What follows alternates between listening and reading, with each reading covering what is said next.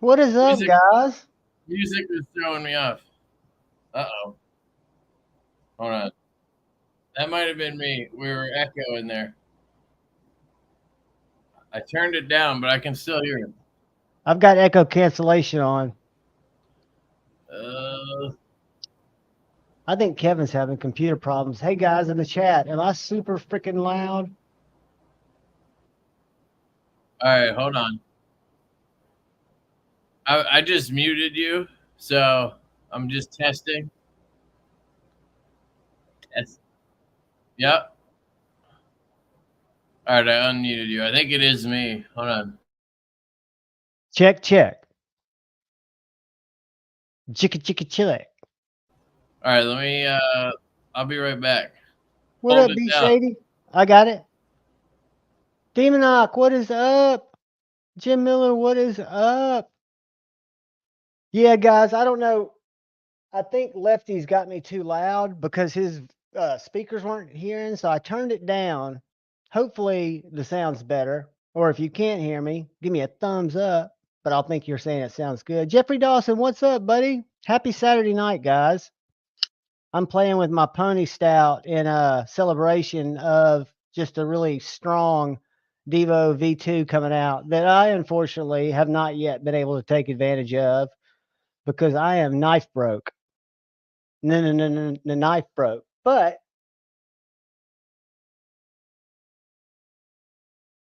I picked that up before I went totally knife broke. And I've got the original Snex Wii. And guys, I'm just telling you, I've got a new contender for budget knife for me is anything under $100. And this knife I want to say was $73 after my 10% discount code, Javon10. I don't use Lefty 10 anymore. But I want to say it was $73. And guys, this is a fantastic knife. The action is amazing. You can snex it out if you don't want to use any kind of flipper. The thumb studs are money. Reverse finger flicks money. And this is such a EDC, slicey, cutty, nice blade. And if I compare that to my Wii, which I think is equally awesome, it does not have the snap. And I don't know if it's because I can't get the clip. See, with this clip, that's one thing that I miss. I wish that they'd kept this clip. Everyone who hates this clip, you're not doing it right because this clip is perfectly designed. But what it does leave you wanting is a place to lock your finger. If y'all are like me, when you middle finger flick, you like to hook your pinky, and you don't really have that here. But I mean, for 20 CV and titanium and a hole, this knife is not worth to me $200 more than this knife. So, guys, I know GP Knives has some. If any of y'all are thinking about this Vision, I called it wrong in my unboxing. It's the Vision FG, I think stands for field grade. It is bomb diggity good. The clip is my only downside. And see, I never had a problem. Everybody complained about this coming out. See, that comes out so you can get your little what's it called? KPL swab down there to clean out your pivot if you don't want to take it apart. It snaps right back in there. I mean, it's not, for me, it was never anything that when I was actuating it or locking it up or fidgeting with it, that I pulled that bar out. I think they just kind of made that a bigger deal because I don't know if you noticed or not, you can go in here and remove that stop pin and pull that out. It's just that stop pin that keeps it from coming out. It is So, effing good. All right. see if this fixes it. Can you hear me? No echo. You sound crystal clear. I don't know if it was. I don't know. They have a new setting that reduces background noise. I turned that on. I don't know if that somehow. I don't know. I'll tell you what's creepy that I don't use, but I know people probably do. Have you seen the new smoothing feature? that'll go in there and make you, like when you go to your settings, you can have it smooth you over, like make you AI kind of person, like, you know, like make you look younger, smoother, kind of like that Oh, thing used to do. Oh yeah, dude, it's like whack to see yourself without, for me to see myself without wrinkles, it gives me the creeps. yeah. Greg, Yeah, but what up? What up, everybody? Big shout out to everybody who picked up a V2 today. We appreciate it. I just wanted to say thank you. Yeah, I got a haircut. I cut it myself. I got one of those, what are they called? Just like clippers, whatever. They look like professional ones. I got them on Amazon for $36. I've had them now, I guess, for 3 years, and they you and work. Duty need to collaborate and do a live haircut, and you need to get a little tattoo on the No, side of your do head not because want you to can grow the hair over it. But they're fucking amazing, dude. I had to charge them for the first time like a couple months ago. I had them for 2 solid years without having to charge that thing. Every time I use it, I kept looking at the like 98, 97. I'm like, how the hell is this thing still going? And eventually it got to like 20, and then it was like 19, 18, 17. You know, I hate Yeah, that you don't want about it to drop down. You want your maximum RPMs when you're talking about the difference in cutting hair and epilating it, pulling it out of your scalp. I hate that about battery life. Like, it's never right. It's same with your gas tank. Like, you're at full for like 8 hours, and then all of a sudden it's like, and you're empty. Drops off to nothing. Yeah, and same with your battery. It's like you're at 100 forever, and then all of a sudden it's like 98. Nice. Hour later, 97. 35. As soon as you get to 50, it's like 49, 48, 47, 46. This keeps going. You're like, shit. Thanks, yeah, I'll guys. tell you what, though, batteries have made our lives so much freaking easier. Oh, yeah, for sure. And I'm sure we're killing the environment with them, throwing them places. But yeah, it's well, I try to like AAA, AA. I try to use rechargeables for anything I can. I love rechargeable batteries.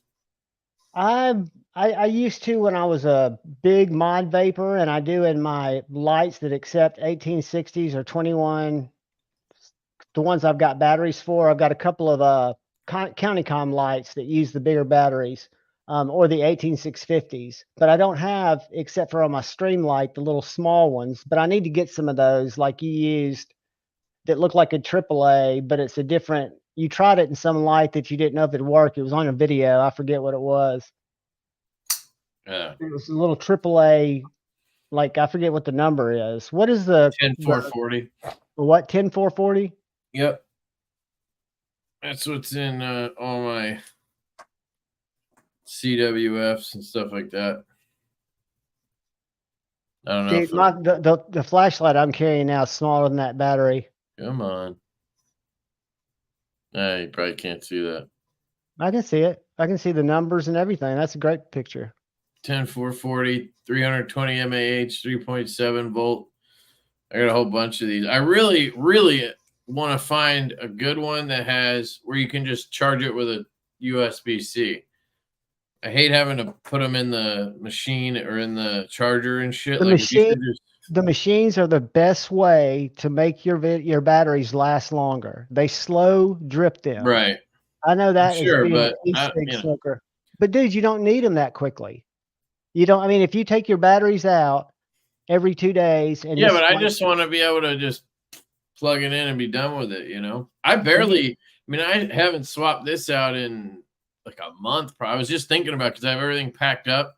I don't even quite know where my battery. I guess they are right there. Congratulations on everything you're going through, buddy. And I was just saying today. I mean, you are literally surfing over one of the most stressful times that appears in any human's life, not just yours, but moving, relocating with the family, doing what you're doing is not easy. So don't work yourself too hard, and especially doing the launch on top of that and everything else you've got going on. Today was crazy, man. We had to be out of here they're showing our house. They're doing the open house, and then we had the pre-order. So we're going to my sister-in-law's, and we get there. Of course, we get there at like 12:40, and I'm like, all right, I need your Wi-Fi. I gotta put all these stouts in stock and shit, and then answer questions and all that. But it went really smoothly. You guys showed up, which was awesome. I think we've sold, I don't know, it's a good number. It's more than we needed for sure. Looks like we have 210 orders. And people don't get paid till next week. I mean, there's so many good things if they're still available. Hopefully, you'll be sold out by then. Yeah. But No, I mean, I don't think they will. I mean, I try to be as, I get a lot of comments where like, they're going to sell out or whatever. But I'm basing everything off experience from the last 2 pre-orders. We've only done, this is the 3rd one we've done. Technically, you could count the MASH, but that was a Blue Creek thing. And it was like a month. But, the first one went spectacularly well. But that was, we were talking about this offline. That was new company. We got so much support from so many people on the Stout V1 because it was our first design, and luckily, we're blessed that people like us and want us to succeed, and that really kickstarted Devo, And the design was good. You got right. You can't. There are a lot of people that are very likable that don't have the success. Right. Out of the gate. I drew it on a fucking notepad one but day. You had somebody to help you put it together. Colin turned it into something real. Yeah. You probably talked over that napkin a lot before you put it into production. But of course. But he took the napkin, turned into a real like rendering, which was literally how Devo started, because he did that, and I was like, holy shit, like this is a real knife and it looks fucking good. And I was like, all right, well, it's half yours now. I mean, I would have never gotten that far with, I would have probably had somebody do it for me, but I don't know who and how it would have, you know what I mean? I don't know. And you wouldn't have had the relationship and the control to bounce ideas off of. That is so important, the chemistry between the two people that work different sides of their brains to make something successful. It really, I'm really happy with the relationship with Colin, because he just, everything he's good at, I suck at. And everything I'm good at, he kind of sucks at. So it's like perfect. And from what I've been exposed to him, he seems like a really nice fucking guy. He seems like the kind of guy that I'd just be friends with if it wasn't legitimately awesome. Yeah, Colin's great. And that matters.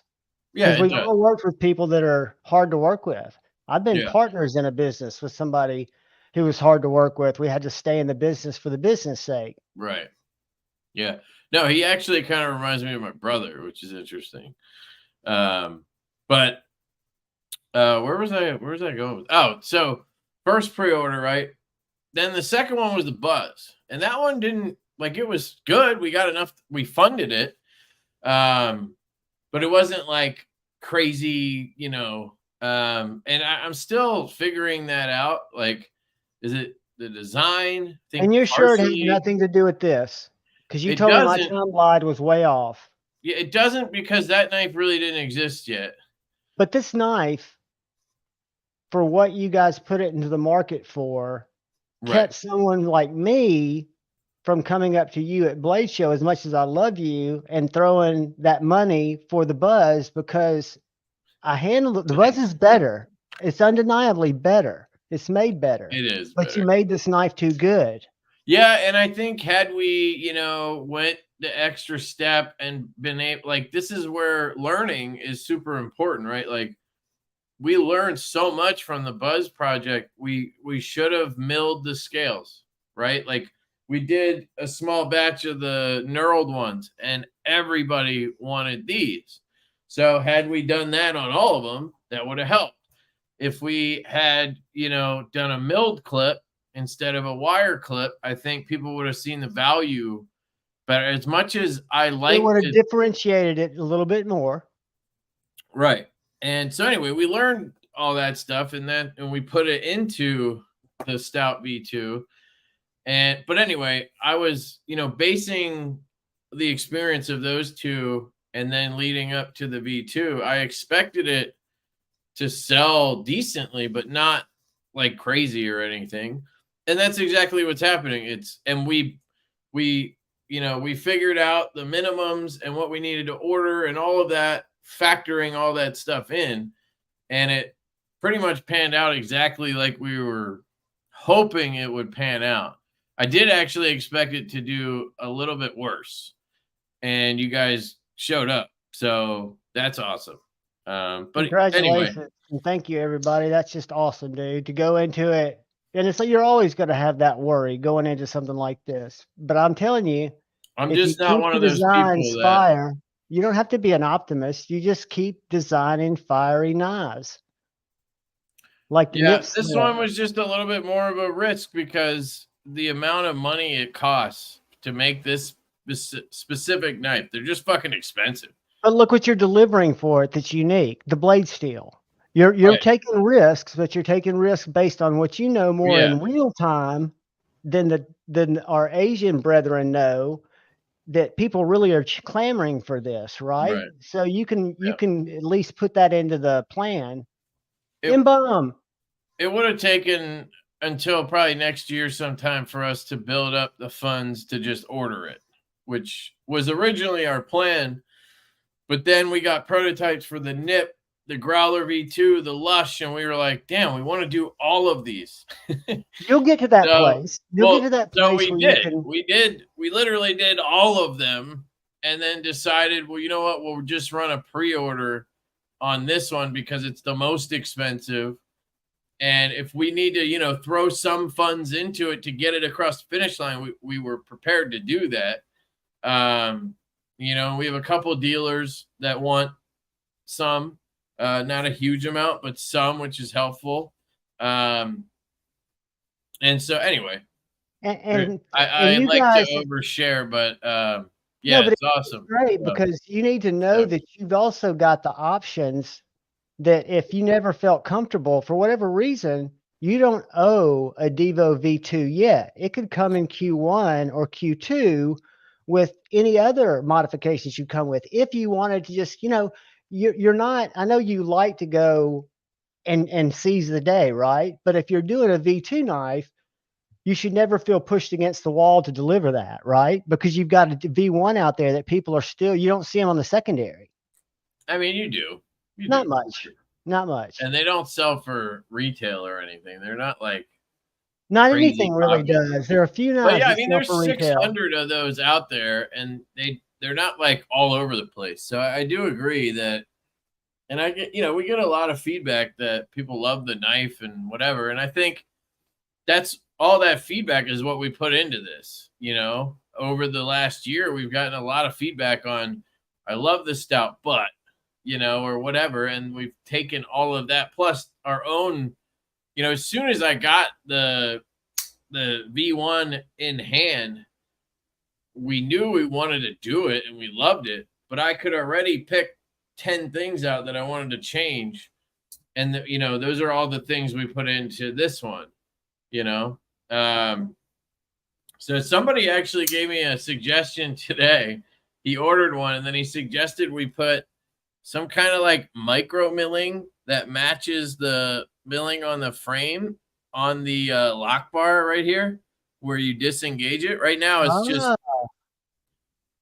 just titanium and it works great. It has plenty of grip and everything, but I do think that might be really cool. I'm not sure. I told Colin about it so he can kind of visualize it, and he's the one who would ultimately say whether that's going to be a good idea or not. Right. Does it make sense? But I thought it was a cool idea. So if he thinks so, we might add that. But that's just a little thing. But that's Brother the thing. Jim We Miller try asked to. you about the Growler V2, and that's not too far in the distant future, right? We're talking a few weeks, or am I saying that early? So the first batch of them, which is like 85% of them came in. White Mountain Knives has them, but he's got some stuff going on. He has to QC all the knives. So we were thinking end of August, early September. I asked him to send me like 10 ahead of time so that I can disperse a few out to reviewers to get some, hype going. Hopefully, and get some feedback. And then we'll do the drop at the end of the month or early September. Somebody else asked about which one sold the best. Sorry, Which I colorway? had the issues and then we were talking there. So if you guys have questions, just ask again. But let me check. The orders are still rolling in, so that's awesome. Thank you guys. Let me see. Let me pull up Junior Miz. I'll tell it to you right after Kevin gets done talking. It's a tiny one. Inventory. And So I'll I tell don't you know which if one this it is is. gonna give away anything. I don't want to be giving away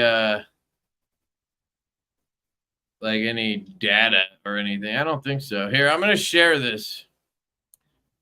This is our back end. It's the Aurora A2. So here's the we put up 100 of each right-handed version and then 50 of each lefty. So committed is what has sold. So it looks like the Arctic and the Purple Haze belt satins are neck and neck, which is exactly what I expected. But I didn't expect the two-tone to do this well. That two-tone's sick, dude. I would not have thought I liked it, but when I was sharing some stuff out today, I kept coming back to it. I don't know if it's my jam. I like more of the satin. I like the blue or the purple. But well, that's the thing is the two-tone has a satin in it, which is cool. And the black. It's belt satin underneath the DLC, so it's cool. But yeah, and then the lefties, looks like we have, what's that? I can't add 38. So I was hoping, I think I told the lefties that I wanted 35 to do the order. I was going to do the order anyway. But I just wanted to get some people off the fence if I could. The minimum's 50. So, I mean, we haven't even hit the minimum. We're going to have to order the extra ones, but that's perfectly knowing you'll fine. get rid of them, right? But they're The going to be only like, way the only way we would have, like, you know, not done the lefties is if we got like 10. Then I'd be like, I'm not ordering 40 extra and sitting on them, you know. My you fucking even name is yourself Lefty. My sometimes name's prefer, Lefty right? EDC. I should be able to sell some left-handed knives. And But even don't with, in some cases you prefer a right-handed knife? yeah, no, for sure. It happens, but if I could get every knife left-handed, I think I would prefer it left-handed. The problem is you have so many right-handed knives that, like, you just aren't used to. So, like, once a month I grab a lefty knife, it's awkward almost. That's true. So if I was constantly carrying lefties, then yeah, it would be great. And a knife like the Stout, it's, you know, it's very ambidextrous already. So it makes it actually easier left-handed because you're not fumbling on shit. My biggest issue with left-handed knives is a frame lock because I am not used to keeping my fingers up because I'm left-handed, always handling right-handed knives. I can put my fingers wherever the fuck I want over here. Because you've got that. Yeah. That's a skill that you've learned over time because you're right-handed. You learned how to keep your fingers off the lock bar. It's just natural.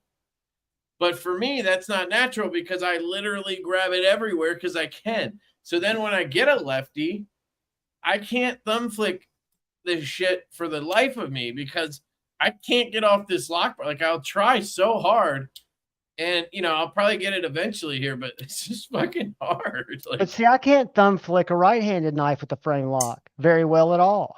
Right. So it's probably the same problem. You know what I mean? Because you're pushing against the lock bar, so I can reverse flick it easily, but I can see exactly. And I tend to care more about the deployment than the disengagement because with the right-handed knife, I can just do this. Like, that's not that big of a deal to me. Or I'll do the backwards thing. I don't care about that. But if I can't flick it, you know, then it's useless. So I'd rather have a right-handed knife I can easily operate than a lefty that's tough, you know? And that's one thing I think you need to be cognizant of, and I'm realizing it in a lot of my comments. I don't think reverse flickers are the majority. I think we're kind of like where I hate top flipping, I think a lot of people think middle finger flicking is lame. All right. and don't like it. And I remember I didn't learn it until watching Bearded Gear's video one weekend. Sonny, the answer is 0, because I had no idea this knife even existed until June, and we had this knife designed and in prototyping like a year ago or something. I mean, it was a long time ago. So 0, but they're just, they're popular colors. Purple and blue are the go-to when it comes to people doing fat carbon and stuff like that. You see purple, you see blue, you see red, and then occasionally you'll see white storm and green. But purple and blue by far are probably the most popular. I mean, we That have CDC just shows you some love. like here's the Lush, that one's blue. It's just kind of what we already were doing. But that's not to say I don't love Ben and what he's doing. I do. Thanks, man. Appreciate I'm you. really digging that purple, and you probably hate that purple acrylic looking stuff on the ball sack's gone. Sorry, guys, it's packed up. Here, I'll drop a ball sack on you right here, buddy. Thank you. Hey, I got it on my shirt. Appreciate you, buddy. Nuts. Thank you. I'll pull that out every time. I'll just drop them on Jabon. So the new laid back jack. Oh yeah, I've been carrying it every day. Well, your comparison was great where it showed the bigger bolster. I wasn't aware of it, but the purple, like acrylic, is the one that I love, and I know that's probably your least favorite. No, I don't think it's my least favorite. I think the jig tie would probably be my least favorite. Both ties I'm out on. And it being my least favorite would probably be, I wish I had a cloth. I feel like I need to clean the lens. But I feel like it's mostly to do, I do have a cloth. Mostly to do with the DLC blade. Because I just don't like a just DLC blade. Like, even with the Stout, like we wanted to do the DLC belt satin, or we usually do a black wash. Like, I just don't like a straight DLC. It looks like paint to me. So that's the reason that I don't love that one, but I do like the purple Kieranite, which is cool. Talking about taking risks, I thought that was a pretty cool risk that Ben took by doing the DLC. Oh no, for sure. I mean, he clearly went hard on changes on this one. I mean, like you got so many different. Now you have wood, Kieranite, full tie, DLC, hand satin. I mean, a lot of changes. Let me hit this one real quick because I didn't give Kev enough of my money. Thank you, dude. Appreciate you. You're gonna get Jabon a ball sack up on the shoulder. Take that. Take that, motherfucker. The cat's taking the balls to the chin. Look. Yep. The cat's going to just start driving me crazy now. Thank you, dude. I really appreciate you, man. Yes. That's where the idea came from. That's where the two-tone came from because Best Tech thought we wanted what he had. So they did a two-tone when I asked for DLC belt satin. So... yeah, but he definitely was a big reason why we did Vanex and a big reason why we did the DLC belt satin. Because I had asked them for both of those things, and they acted like they didn't do it. And then 6 months later, he has a knife in those. And I'm like, what the fuck? And then they're like, yeah, we can do it now. I'm like, okay. So big shout out to ATR. Go check out the RR station. I think they're still available. Great knife. If you're into larger knives, it's fantastic. I just want a mini one, and then I'll. Is it a 4-inch blade or a 3 3/4? Here's the giveaway tonight. I thought in honor of the V2 pre-order, I would give away some kind of Devo, and I have a Nash. This is a V1, I think, right? Yeah, it's a V1 configuration. Nice. This one has a nice and snappy detent. So you'll appreciate that. Whoever wins it, hopefully. Dead centered. Dead centered. I checked that. The pivot is a little bit tilted, but it's a free knife, and you can probably figure that out if you wanted to. So that's going to be the giveaway tonight. Thank you all for the support. We appreciate it very, very much. And there's some Devo swag, like a coaster and shit in here and a Lefty sticker. So appreciate you guys. Did we talk about my Mordax yet? It's got just the tiniest little bit of detent lash. Yeah, I think we did talk about it. I told you to hit up Dave? Protect. Yeah, I'm just going to say it back to Dave. Who? Dave, the owner. Oh, okay. Wattenberger. Yeah, you said not it like, Wattenberger. Wattenberg. Okay. Yeah, I would send it back. People were trying to scratch it up with keys and couldn't do it. Scratch what? His Some DLC hard ass belts. metal. The belt satin, you mean?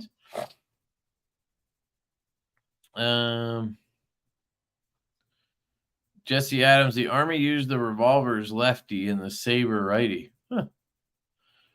Hope to have enough cash to get something at the USA. Nice. I wish I could go to that, but it's always like right by Blade West. Might have to skip Blade West one year and do that. Yeah, this is what happens. You come up with versions and then somebody wants it with this and somebody wants it with that. So, I think what we'll try to do is order a few extra of each scale from Best Tech. And then for those people, maybe try to swap you out or, sell you a set.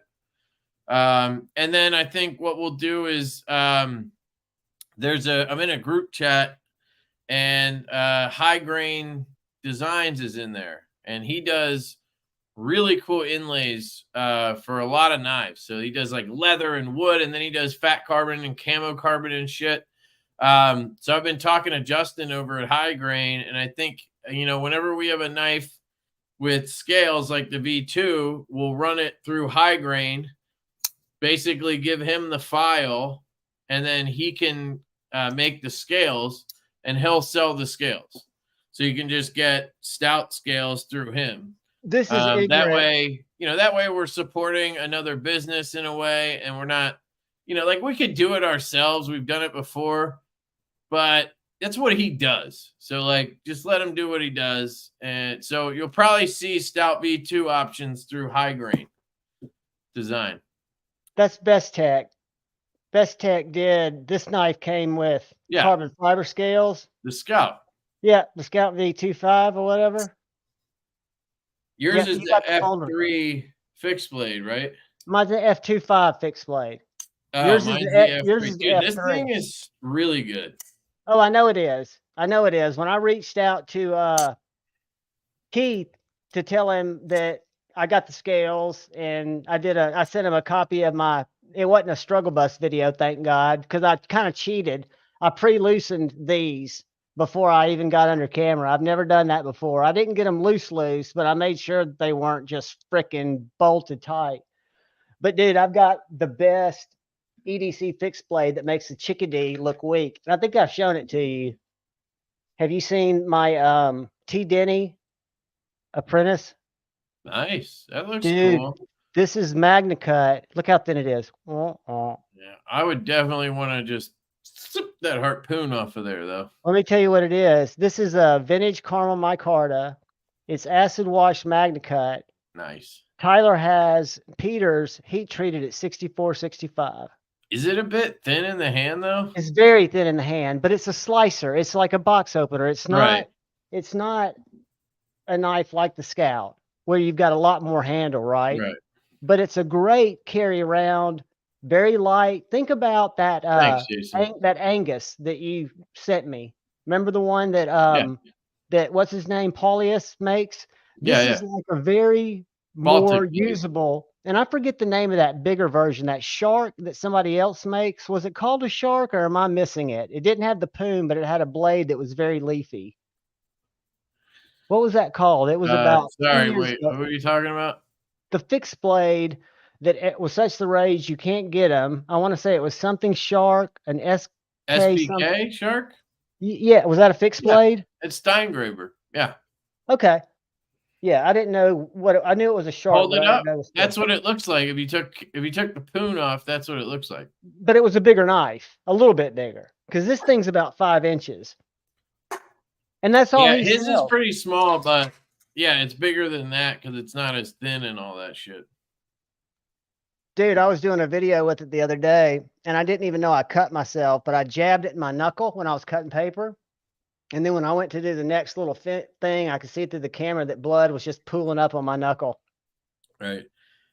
Chamfered edges around the hole. I don't think we're going to change it. So right now it has like a small like 45 around it. It's hard to show, but it grabs your finger really well. So one of the things on the V1, it was really well done. QSP did a great job, but this one grabs your finger a little bit more. So yeah, I mean, it depends on how you look at that.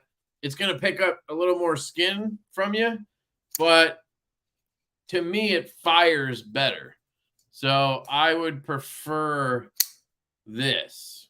So I don't know how to explain that. If you mean chamfered more than the prototype, if you saw a review and somebody said something about that, no, I'm going to leave it like this because I love it.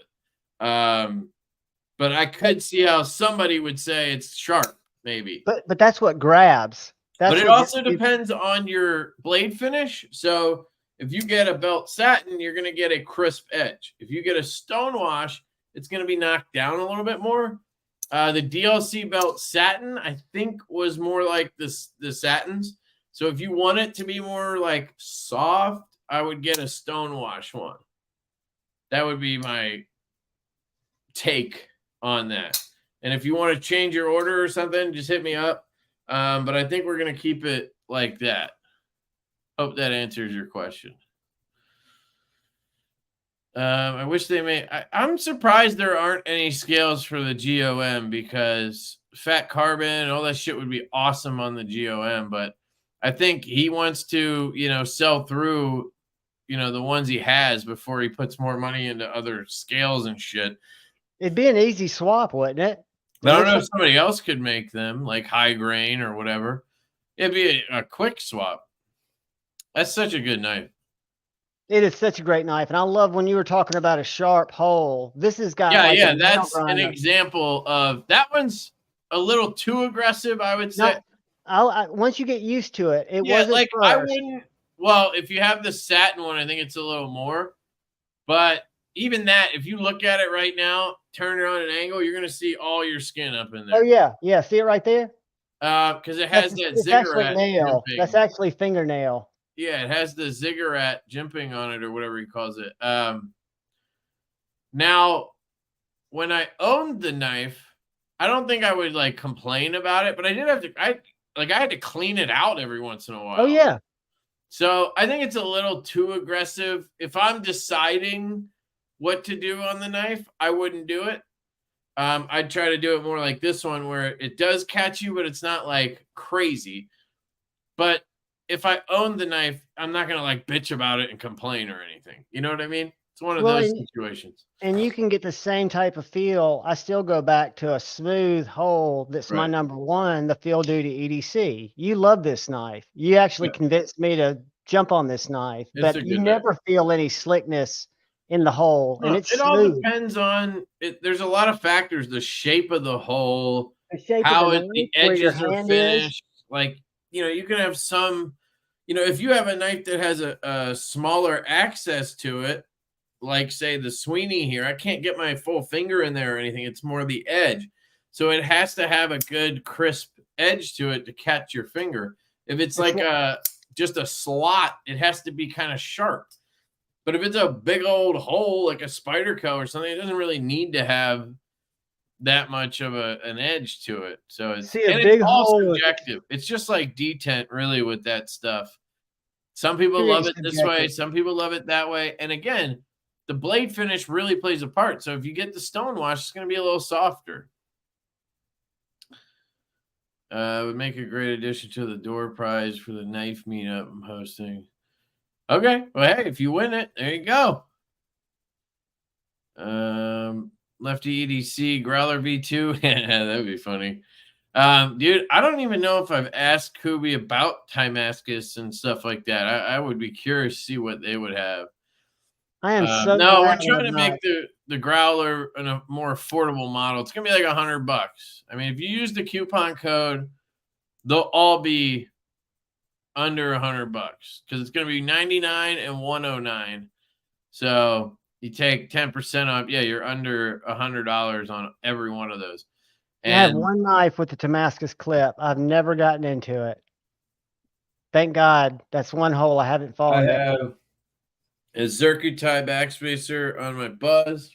Dude, you're We'll probably walking. try to order some stuff for the V2. Maybe we could try to order like collars, backspacer, and clip kits or something, but just a really small run for because we realized with the Stout, we ordered 100 in Mokutai backspacers, and we sold probably like 75 of those, which is pretty good, but we had 600 knives. And then we stupidly ordered another 100 in Zircuti, and we still have some of those. And I was just fucking handing them out like candy at shows at one point, just giving them away and shit. Are the backspacers not compatible between the V1 and V2? Are they different? No, because man, I wish I had grabbed my V1. I don't even know where it is right now because of the move, but it's the one of the biggest issues that I had with the V1 is it's kind of chunky.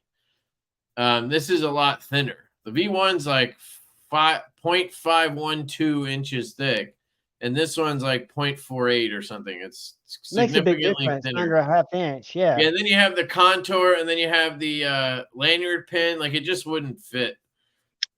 I wonder if I don't think it would, but the Buzz backspacer literally looks like identical.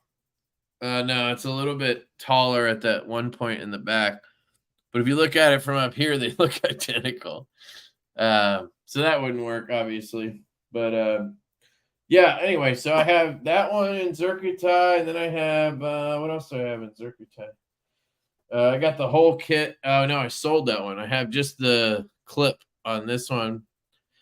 The Damascus looks really good on the Veros. I normally lean toward Zircuti, but these are all ones that are in. Oh, no, which reminds me, guys, Tuya came out with a banger with Colin. Oh my God, what's that called? I saw your review on it. It's called the "Fuck You, Colin. This should have been a Devo design." That's what it's called. But Dave had it started with them long before, right? Yeah, they started this. Dave lost his mom. Dave, I noticed on Dave Instagram is a today. collaborator. I'm just kidding, but that's I know how much you I are. like this. But I saw that Dave lost his mom today on Instagram. Oh, fuck. I didn't hear After that. all the stuff he'd been, it just posted a little while ago. I probably shouldn't say it on here, but think about Shout out Dave. to Dave Warren and his mom. Great guy. Absolutely. Rest in peace. Fantastic human being. No, Dave is fucking amazing. That's so sad, dude. It is, dude.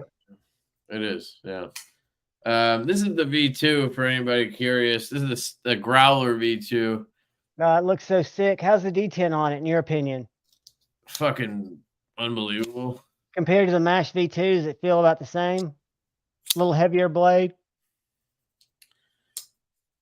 I shouldn't have said that. I forget how particular you are.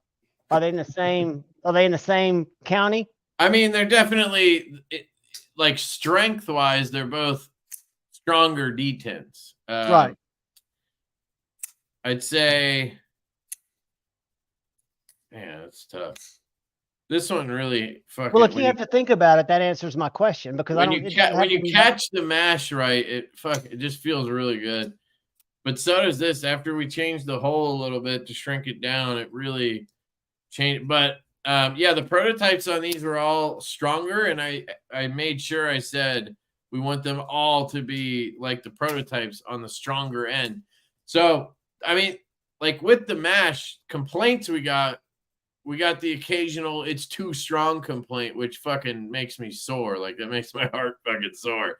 But you can fix it out easily. If I'm gonna get a complaint, too strong a D10 is fine. Like I'll take that back. I'll fucking keep it myself. Like whatever. I just don't want to ever hear the D10's too light. That fucking just makes my heart sink because I'm like, don't you think a lot of that was brought on? It's happened to me, and I fucking hate light D10s. But it's gonna happen. We're gonna have knives with bad D10s get out there. It's gonna fucking happen.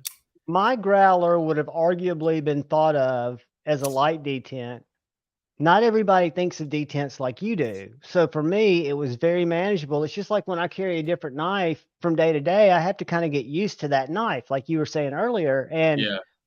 I think But you some of really that could shouldn't have have come because to. of you being the detent diva. You know, You really shouldn't have to. I, I, I don't like thinking about that knife. dude, that's a great knife. That Which is knife, why that which is that why knife, we which is that why knife we in its pushed for form this that it one so came in, quickly. and that's going to be great because that knife's a great cutter. It's Dude, well when you designed. if you get one of these, I will get one of those for if sure. if it's like the prototype, because I haven't handled the production yet, you're gonna understand how much I hate the first one. But you You'll can't, get it. you can improve on the first one, but you can't take away from the way it feels in the hand, the way it cuts, the way it actuates. A lot of people flip I knives mean, like that. I I can know take you away. can because you're on the 1%. That's why you don't get along with a lot of people you bought knives from, makers, because they know that they're never going to make Kevin happy because you have a very discerning taste, which is why you're a great designer, I think, You because you talking don't settle about for mediocre. talking about my boy? What the fuck's his Which name? one, Gavco? That's his name, Gavco. Gavich. Fuck him. I always get him confused with the guy from Scientology, Miscavige. But yeah, so this one we changed over to a belt satin, and then we got rid of the bronzish green collars. It's blue.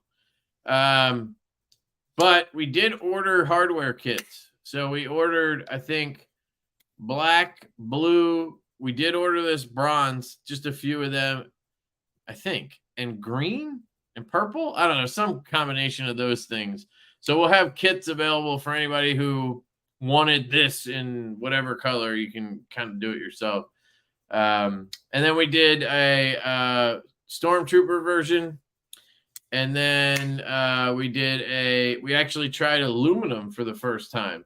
So we got like a dark blue Devo colored aluminum, and Powdery?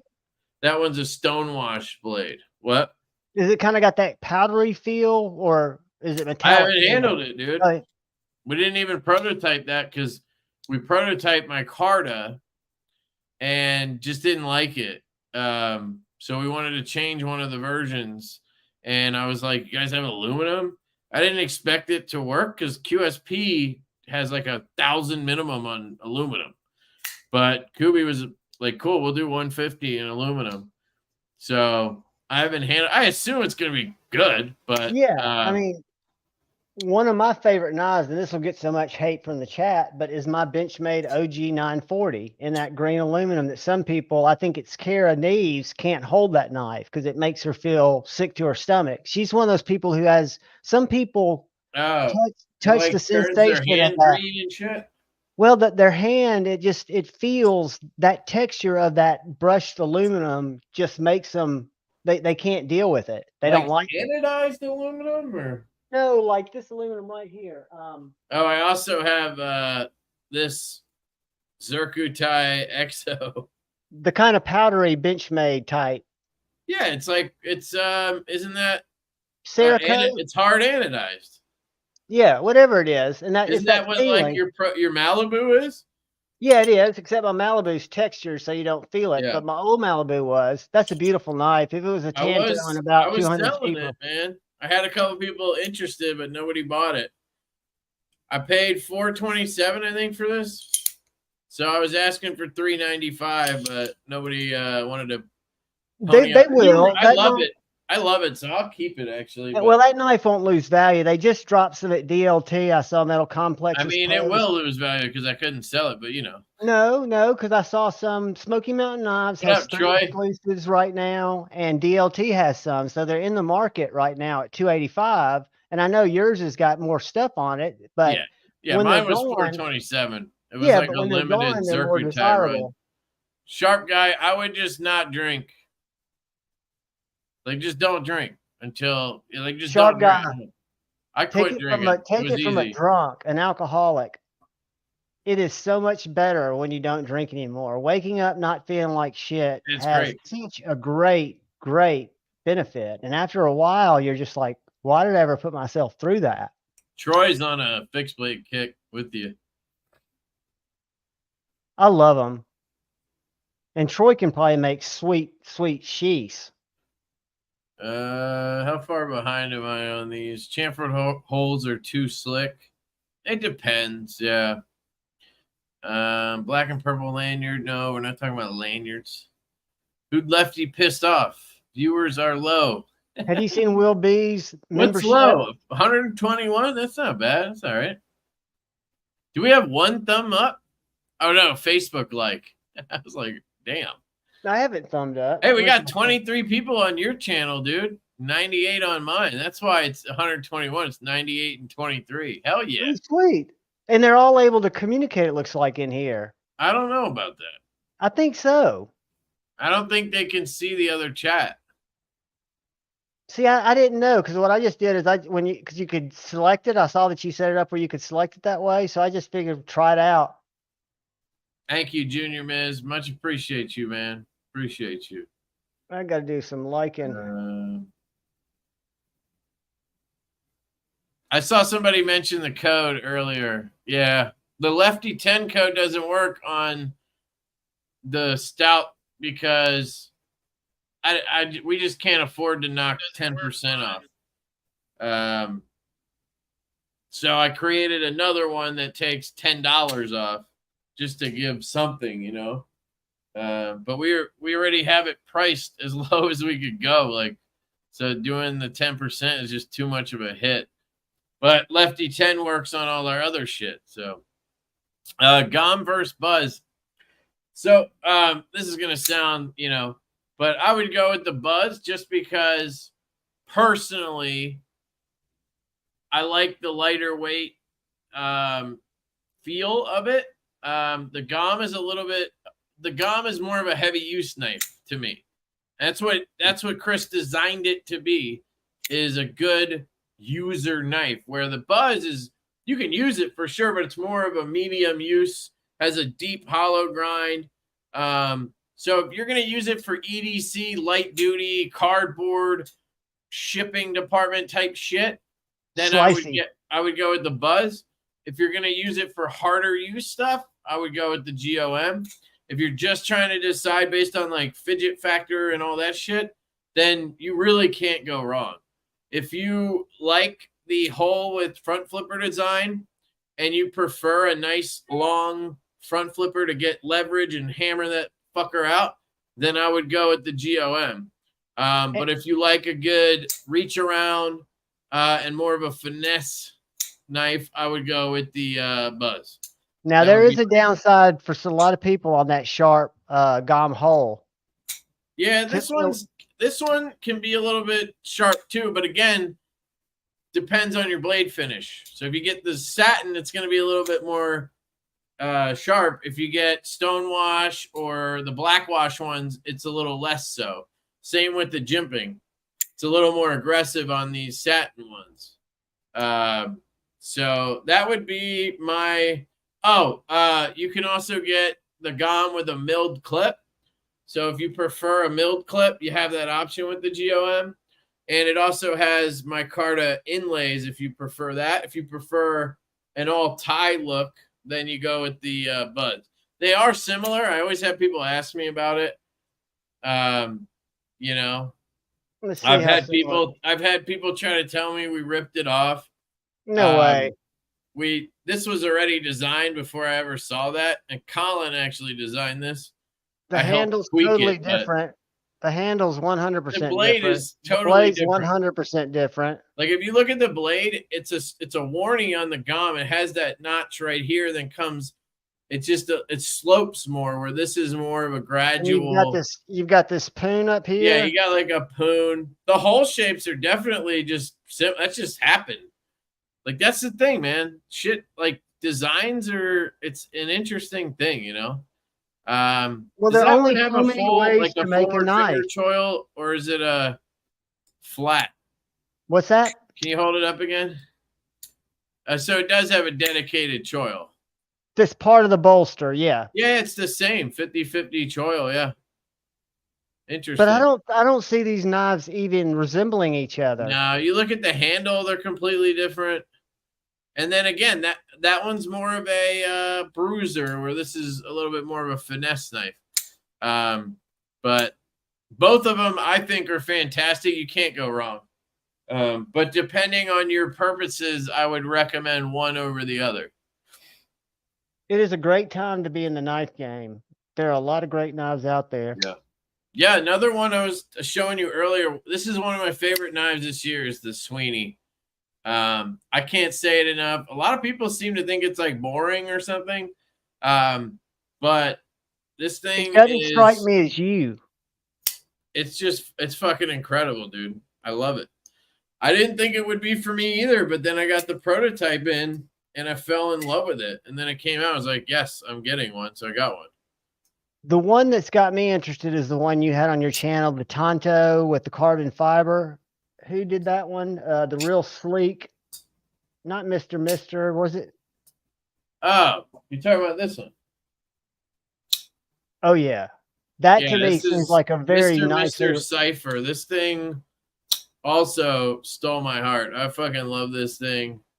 Hold it up the thin wise so I can see the thickness of it. Oh, it's thin as shit, dude. Oh, that's just so. It looks like almost like a V1 forest thickness, if even thinner than that. Yeah, it's very thin. Like here's a laid back jack, which is 0.45. So it's, I mean, but 0.45 is super thin for a folding knife. For a slip joint, it's pretty good, but I mean, it's thicker than that, but I don't think this is thicker than 0.47. It's long and slender. Yeah, I would venture to guess it's like 0.46 or something like that. It's a really cool knife. I dig it a lot. I got skips in here, and it's fucking the Cypher and Decipher. So one, yeah, the Decipher is the drop point, and they're available. Yeah, looks like I'll be selling a V1. Yeah, somebody else asked how long the pre-order would be open. We figure we'll leave it open a week, and or until those sell out. But you guys just saw, I mean, we're barely through half of what we put up, so you should have plenty of time to order one. I don't think any of them will actually sell out. We picked those numbers for that purpose. Like, I get the comment a lot, which is like, oh, it's going to sell out, or, you know, and sellouts are cool, but it's really just like, that's what it is. It's cool factor. But like, you don't really want things to sell out. You want to have enough for everybody, but not stock your shelves full of shit. You don't want to have inventory. If you're doing a pre-order, there's really no reason other than hype and looking cool to sell out. Like, unless you actually have a hard number you need to like stop at. You know what I mean? Which we kind of do on this because it's Van-X and it's hard to get and all that. So we don't want to order more than 500. But you know, the minimum we had set up was 250. So as long as we're between those two numbers, we're good. So I think they'll be up for the week, and anybody who wants one can get one, whatever version they want, and then we'll shut it down, and we'll be happy and you'll be happy. Like, that's, I think, the perfect situation. No lightning ammo. Fuck no. You gave me one for my V1, Kev. It's oh, the backspacer. Yeah, dude. Thank you. Thanks, Louie. I saw that order come in. Appreciate you, man. Let me get that. What's up? The name has a ring to it, Kev. Shit. What? How long ago did I say whatever? What? Grosjean. I can never pronounce that. I know that's not the name you were talking about, having a ring to it, but I can never pronounce Grosjean's name. I'm going to bump into him at a blade show, and he's going to be like, no, man, that's not how it's pronounced. Yeah, that does suck about Dave. Yeah, man, it's tough. I'm dealing with it with my dad. He's had dementia and COVID this past week. I had to take a bunch of time off of work. I'm going to do it again next week. But family first. Yeah. Like I said, Lawrence, it's personal preference. To me, when I compare them, I prefer the V2 hole. Jim, you know, maybe, you know what it is? Jim probably has like rougher fingers than I do. Mine are kind of softy bitch hands from using computers and not my hands. You know what I mean? Jim makes knives. His skin's a little tougher, so he can flick whatever. You know what I mean? So softer is probably better for him, where I need it to be sharp so that it grabs me. And you know, and that's the preference. So None of those things are deal oh, breakers. dude, Any of so us are. sorry, Jesse. Sorry, Sorry to man. feel that, buddy. Yeah, I can't even imagine that, dude. Fuck. Don't think about it. Just spend each day like you don't know what's coming next, and just be happy and be you. I've never heard of the Greb or Grebby. I never even seen it. Let's look it up. With S35, I do have a Penguin coming. I've got a cheap Penguin slip back that'll be. Yeah, somebody was telling me it looks like the Barley, but dude, go to White Mountain Knives. They've got the expensive ones, the 20 CV, the $190 version ones, and Arctic carbon fiber in stock. Yeah, I'm gonna be honest, dude. I have absolutely zero interest in this knife. That logo like kills it for me. On the pivot? Yeah, like oof. And then I don't know, I just don't like the dual grind and I just don't need more button locks. I've decided that I really just don't like them. There are better ways to lock a knife. I think that's been proven. Yeah, I think like they're definitely cool when they combine it with the compression lock or something and make it. But that's not fun. a button lock. That's what I was getting ready to say. Now the compression lock is no longer a patent or whatever. Well, did I you would see love that? to see y'all use that. Did you see that new Golden Design Works one? Nope. It's a button and then it also has a frame lock. We'll look at it in a second. It looks crazy. I'm not crazy about the design itself, but the mechanism looks really cool. So what am I looking for here? Slip joint. Just go Penguin slip, and it'll pull up just the 5 slip joints. So you don't have to look through. Don't look through all the Penguins. They have too many. Penguin slip, and it'll pull it up.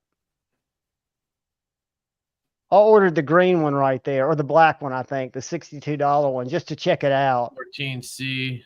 Yeah, but the nice ones are the 20CV with the. Yeah, $200 is. I mean, that's a lot. I get it, but it is a lot. And I've heard they're Chinese fat carbon. No, that's real fat carbon. Yeah, I mean, it's got the finger choil, so I could see why somebody. It does actually shit. It really does look like a Barley.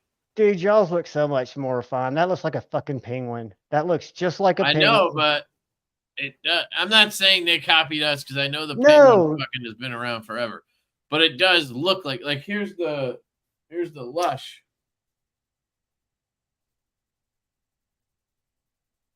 It looks. I don't see it. I mean, this is the a little bit. The fuller is the only thing that looks remotely similar to me. And the choil. But now I see why that person told me that. It does make sense. What were we talking about? Oh, Golden Design. It'll feel like a hedgehog. I really like the hedgehog. The hedgehog's great. Golden. Let's see. All right, let me show you this because it's pretty dang cool. And I still haven't figured out how it works. So you see the button? Yep. Watch him turn it around after he flicks it. So he'll close it with the button.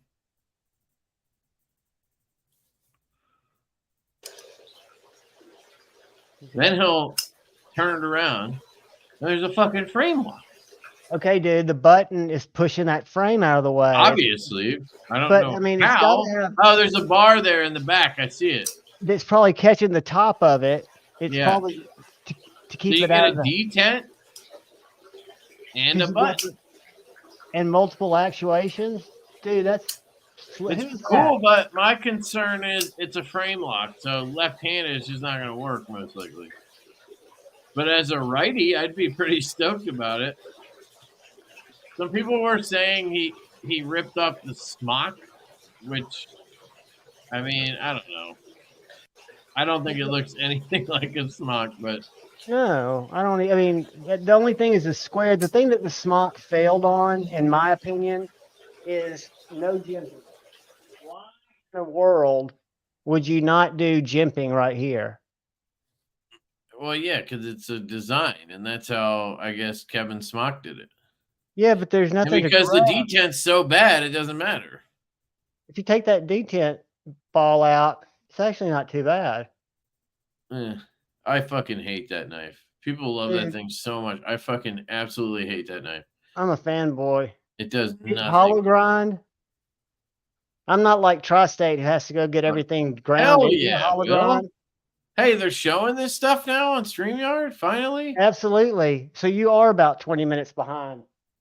Thank you very much, Will. Thank you very much. 14 months, damn, bro. Anybody wants to sign up for memberships, you can hit that button down below on Javon's channel or mine and join memberships. Get those emojis, yo. The V2 is China. We're still working on the US one. It's struggle bus, man. We thought we had fucking prototypes in hand, perfect. And then the guy we were dealing with at the OEM left. He went to another company, and it's been, yeah.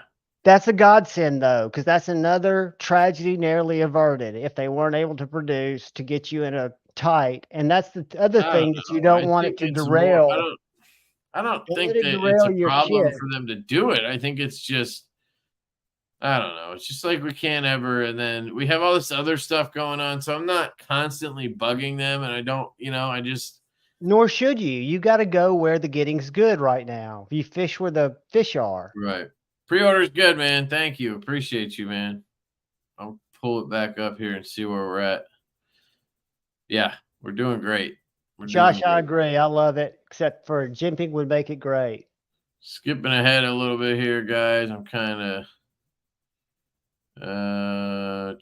when does the pre-order go live? It is live, man.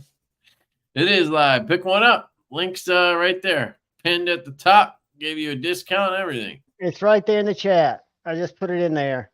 That reminds me I need a drink. It's funny. I can see the chat on my phone, but not on my tablet. Anyone from Lefty in this chat? And there should be 110 of them. All the cool kids hang out at Javon's channel. Pre-order's going well, man. Thank you. Appreciate it. Javon, dropping dollars just to get his I'm own. always for hire, buddy. You just wanted this ball sack on your shoulder. Oh, I almost deleted it. I almost deleted it. Yeah, yesterday was my daughter's 24th birthday, and I had her picture in the corner all night. I had a baby picture and then like a picture of her dressed up as Guy Fieri for Halloween this year. Oh, you didn't go weird with ball sacks? No, not last night. Everybody loves a reach around, guys. GOM has a more aggressive look. That's true. Sure. That's a great question. Michael Gray's got a question for you, Kevin. Hell yeah, Sweeney. It's down toward the bottom. I'm trying to catch up. Oh, okay. You were the one who suggested it. Awesome. Appreciate you. I sent him an email with screenshots of our conversation and your pictures and everything so that he can, just read it word for word and not have to listen to my explanation. Yes, I'm giving reach around. Sorry, I'm trying to catch up and not skip everybody, but I also there's a lot of people that hate pre-orders. You'll see Michael Gray's question when you get there. It's a little longer one. I do agree that that's a change too, that since the original stout, there's more of a hatred towards pre-orders now. I think it's economical times and people just. Who was the question from? I'm sorry, man. Michael Gray. He's asking about any idea what happened to Evolved EDC SYN. It seemed to have disappeared, and I actually happen to have the best tech What happened to it? right here. Yeah, We've talked about this before. The but company's Michael's done. asking, and I always forget. Yeah, he did a pre-order that they didn't sell too well on pre-order, and then he was supposed to have a backer, so he put the deposit in with Best Tech, and then before he could pay the rest of it, the backer fell through or whatever, and then he got like some of them pre-production or whatever, and he filled the pre-orders he could. And that reminds me, he was supposed to refund me like a week ago. And that's what Michael's in the situation of. He's got a pre-order out there, I think. Yeah. He sent me one. I ordered two, and I ordered both versions. I wanted the carbon fiber. He ended up sending me one because it was all he had. Because originally I said, dude, don't worry about me. Just fill other people's stuff with what you have because I don't want to be showing it off. So that happened. And then I followed up like months later, and he's like, I got one micarta when he sent it to me. I immediately sold it because I wanted the carbon fiber, and then he was going to refund me for the carbon fiber, which I haven't gotten. So that reminds me to follow up. Yeah, I don't know if he owes people money. He was trying to make it right with everybody is what he told me. But I think he was really hoping that Best Tech would send him what he paid for, which they didn't, which is their right. I mean, he didn't pay for what he ordered, but it does suck at the same time because he did pay them money that he won't get back. You know what I mean? Like he probably paid for 50 and he got 20 or something. Yeah, just for being in breach of their contract. Yeah, and then they sold the knives anyway, probably, and came out fine. But it's their prerogative to do that. Well, isn't that possible that those are the ones they were selling at Blade Show and afterwards that they just put a different pivot in it? Yeah, that's what they did. They took all the pivots and swapped it out to a Best Tech pivot and sold them as theirs, which is their right to do, and I think that's fine. Yeah, but you just got to make sure that everybody like you gets refunded or gets your knife. Yeah, I get it. It sucks because he probably doesn't have the money. That's the risk with pre-orders, and it sucks. Louis, as long as Sezzle's involved, I'm in. And at Devo Knives, Sezzle's always involved. Yep. Even if Shopify makes it hard as fuck to use, there's nothing we can do about that. If you use a computer, it's a lot easier. It shows right up, I think. You have to just check out as a guest, or you have to log out of ShopPay, or you have to use a whole different browser that you don't use with ShopPay. Because ShopPay tries to take over and log you in all the time, and then you can't use Sezzle. It's bullshit. That's the Aurora A2, buddy. How much are they? Little one I've ever gotten from Rovi Vaughn. It's a little keychain light. I don't know what you're talking about, Paul. The V2 is 325, but I don't think you're talking about the golden design. It's not out yet. That was the prototype he just showed. Did you see Andrew's question about the pre-order code? You might probably already answered it. What was the question? Andrew said two questions. What's the pre-order code? And Javon, what's the flashlight you were showing off? And the flashlight that I've been carrying is this little A2. I think it's an A2. The code is pinned in the chat. It's Lefty EDC. A little tiny Rovi Vaughn EDC, kind of could be a keychain light, but I use it as a pocket dopper. 5 minutes behind. You left this comment at 11, bro. Just showed you up, son. I don't know if anybody saw my live stream Thursday, but I pissed off this one guy. He came in. His name was Bob on my knob. And I couldn't figure out his joke because it was like Bob. Like it didn't really say Bob on my knob. Somebody figured it out. And his comment was that we should have more lefty options because I'm left-handed. And that was funny, dude. I got pissed, dude. I was like, well, you should. We're offering you a lefty knife. Most people would say, we got two options, and you actually have options. Like, there's not many people who do lefty knives. Yeah, we've had a little bit of a run lately, but it's not that many considering how many knives there are. And like, probably a younger guy who doesn't know. I don't know. He got mad, dude. He fucking emailed me today Really? or Friday and gave me shit. And it was like, he's like, don't even bother responding because I'm so over you or something. And he told me he had this whole group of people and they were all trying to find their perfect knife, that they were all going to buy one. And now I lost all this business. And I'm like, dude, you just told me you subscribed yesterday. Like, come on. Haters Like, are gonna hate. Did you see the video I showed you earlier that was kind of a joke, but it was Marine X's why Taylor Martin's bad for the EDC community? yes, I wanted to talk about it. That was kind of interesting, man. I mean, I don't know where it comes from. It seems like he was drinking some, not haterade, but some what do you So, call yeah, some for indie? reference, Javon sent me a video. Do you want to put it in the chat? He sent me a video from Yeah, a guy named Marine X, I think it is. Never heard of him. Shane told us about him. Shane watches him. I don't think that makes sense because yeah. He's a Marine. He's a legit He's got Marine, but 50,000 subscribers. he drinks scotch, smokes cigars, and he reviews weird Gerbers. And here it is. I'm gonna post in the chat. But he was talking about Taylor like he wasn't original. Well, I never watched the end of it. Did you get to the end of it? I watched the whole thing, dude. So did he have a previous life where he did the same type of thing with like pins like Cole did? That's what I thought he was getting at, because you've done this before. Remember, he kept saying, because you've done this before. I thought maybe he was going to say he was just saying that he has experience. Like I think most people know that Taylor has had multiple channels. Like this, Taylor's dream wasn't, I'm a knife guy and I want to just talk about knives. It was, I want to be a content creator. He had a channel doing X and Y and they failed or whatever.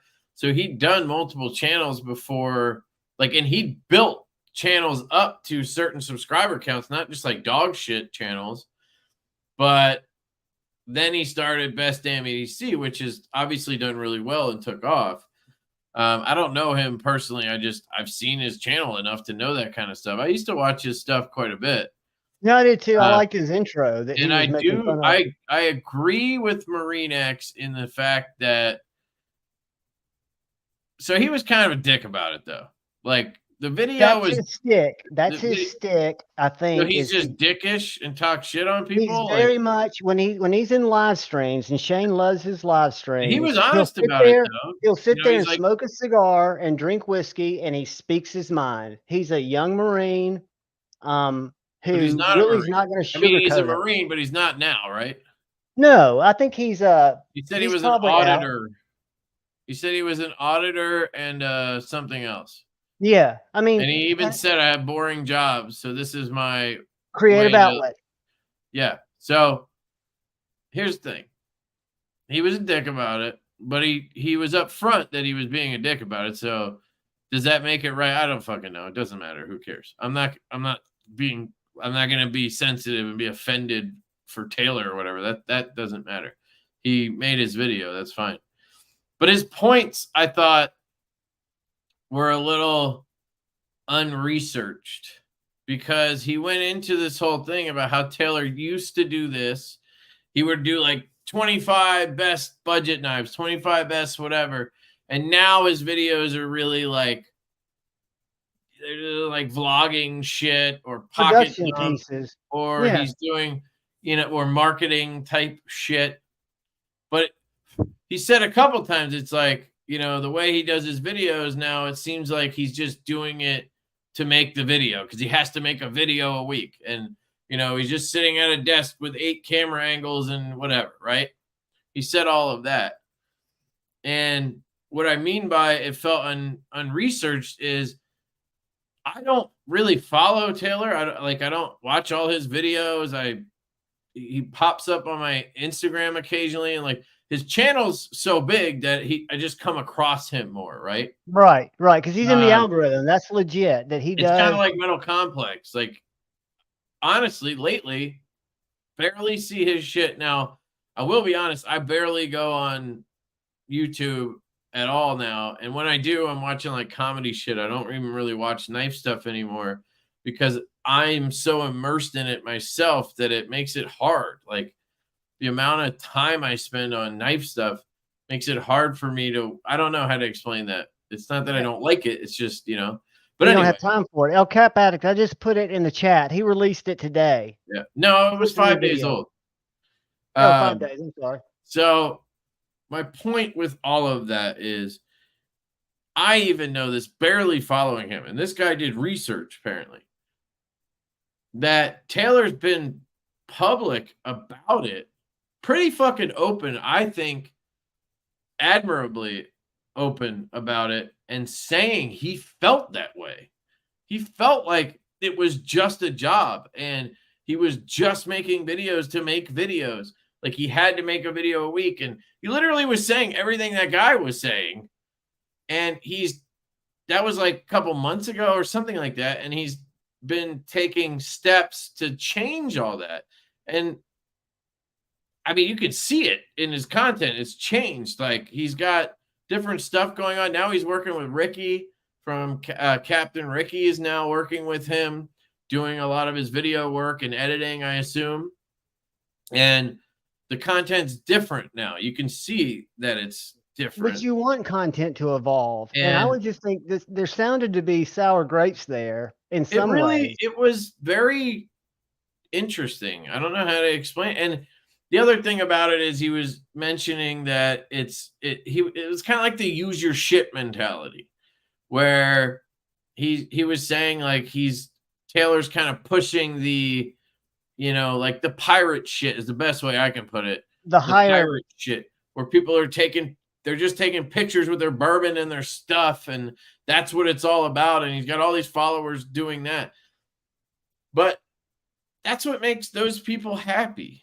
Like there's a market for it. If you don't like it, don't watch it and it'll go away. It's not really Taylor's responsibility to, right? Like I just don't. No, I think you're exactly right. I was trying to think if you watch his stuff, you can honestly see him going through the evolution of EDC, and you can see his growth in it and what his carry changes to. And you can see all that step by step from the beginning of the channel to now. And to me, he's more relatable. He's more, I don't know how to explain. Like you watch Metal Complex or Nick Shabazz or whoever, it's just new knife is here, reviewing the knife, whatever, right? Like with Taylor, you get some background on what's going on in his life, a lot of it.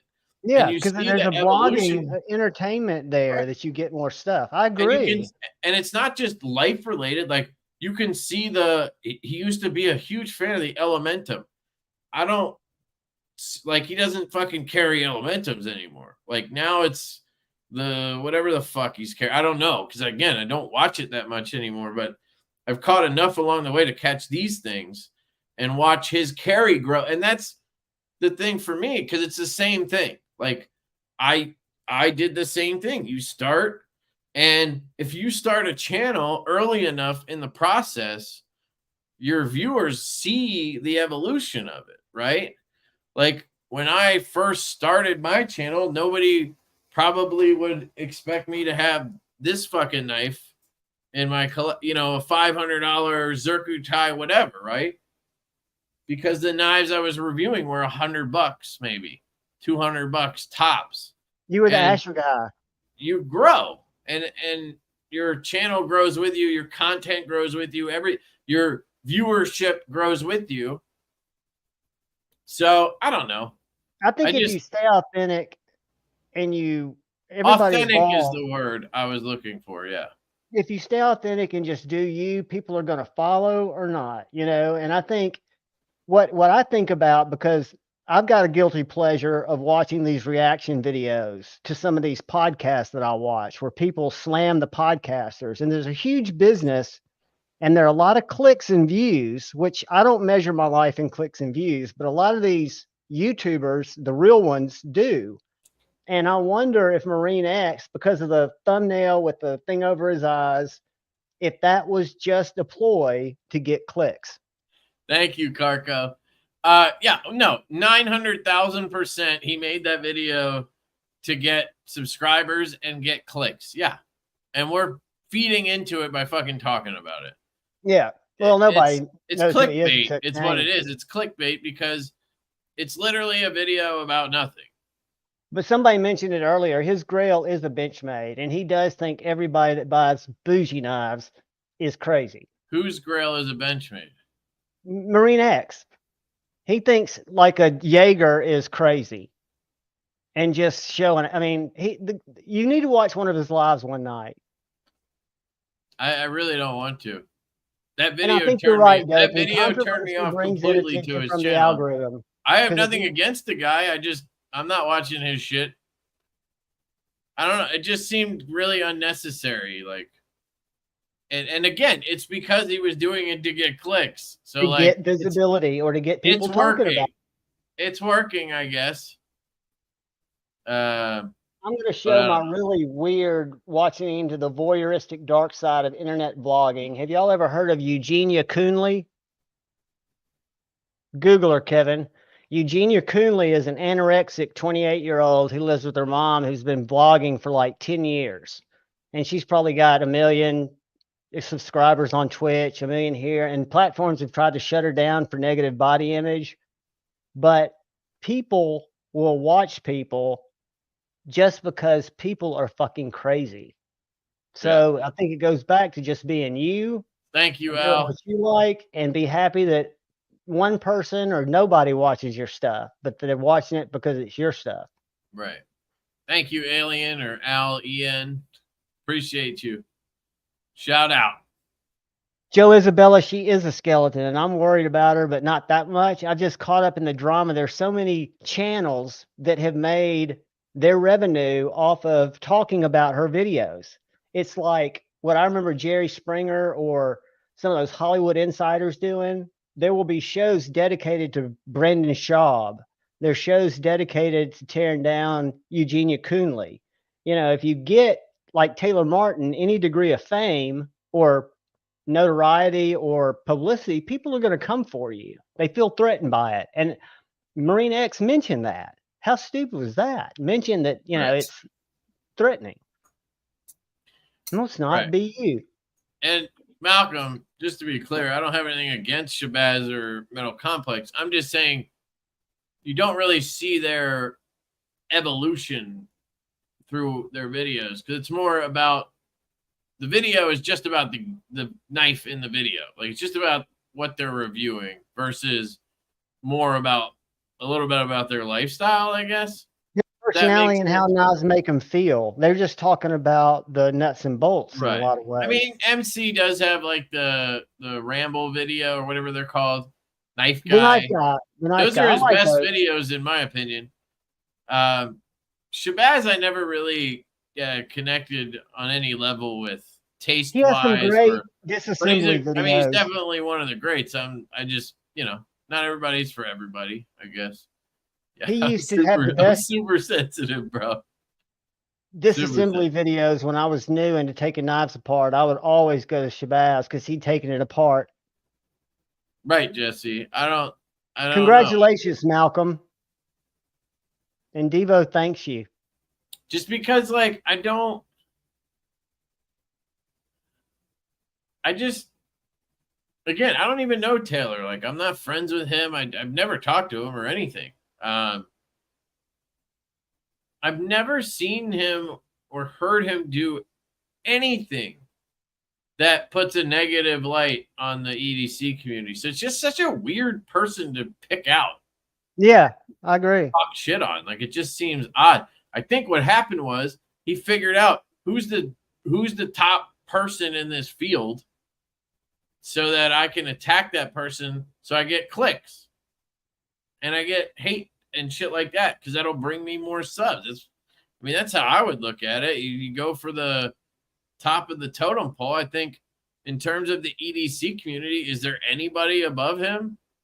Yeah, and that's my point. There's a whole industry of YouTubers that might not be this content kind of guy or that content kind of girl. Their whole job is to analyze those people's reviews or those people's podcasts or those people's comedy acts and just make fun of them, and they get their views and their super chats by doing that. It's crazy, but people are killing it. And that's the thing, Josh, you know? That's the thing. I don't know. Anyway, John sent it to me earlier, and I did watch the whole video because I was like, is he going to make a point that, like, I agree with or I can get behind or anything? And it really just... It doesn't go anywhere, because when I sent it to you, I was watching it. hadn't watched the whole thing yet, but I thought it was going to go because he kept saying, but you've been there before. And I kept thinking it was going to be like you used to do bikes like Slicey, or you used to do No, what he pins like was Cole. saying was, you've done, like, it sounded more like you're not going to take my advice kind of thing. And why would I? Look at my followers and look at yours. Look at my endorsements and look at yours. Yeah, I mean, I don't know. There was a discount for the stuff. You can use Lefty EDC. It's just $10. I just put it in here as a thing. It's always been active. You could have used it if you ordered. I mean, if you really want to, like, hit me up about it, I could probably knock it off. But said Stevie, we need to do that on a heroic dose. We need to have like 8 people, all of us 5.5, and all of us talking shit about each other's channels. I think that would be epic. And then maybe throw in a hot chocolate challenge in the midst of it. M-Bomb will send you a bag of jerky in its place.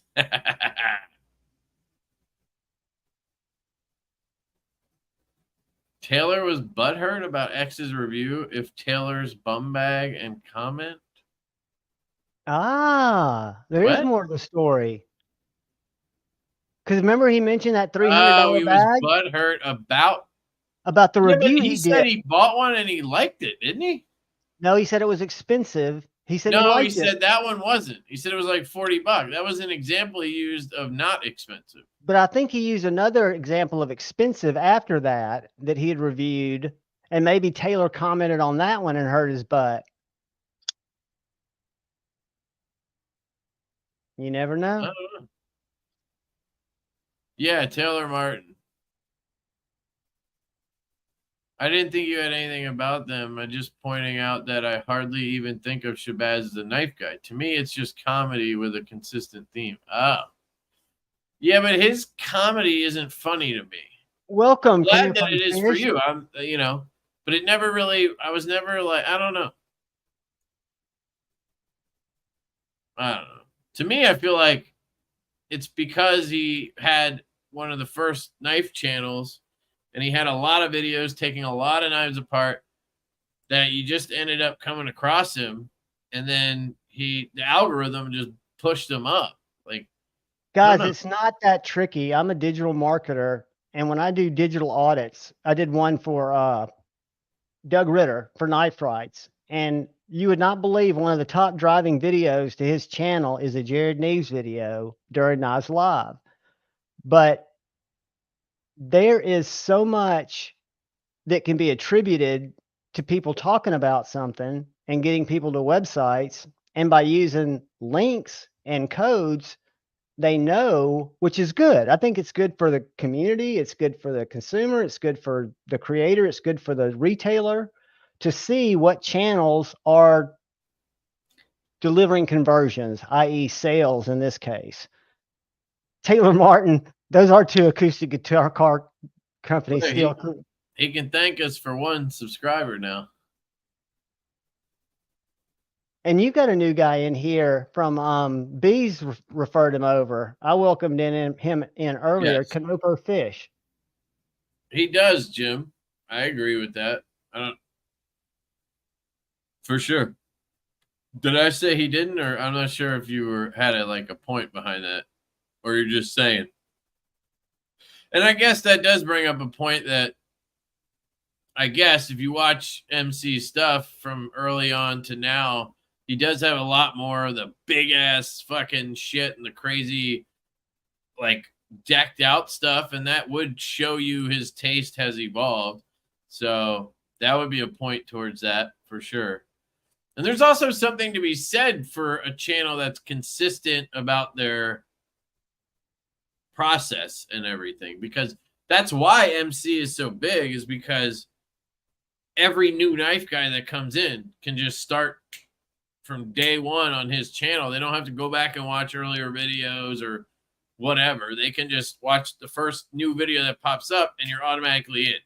Like, you don't have to worry about, like, if you watch my videos and you're brand new to knives, you probably have to like wonder what the fuck I'm talking about half the time, because I'm always referencing shit back and, you know, stuff like that. So, and also roll back your behavior. When we first started in this world, at least me, I would search a knife. I didn't know the YouTubers until I'd seen them review several knives that I caught. Then I'd start to get, just like the Geico lizard who made me get his insurance when my daughter hit her parked car after 24 years of State Farm.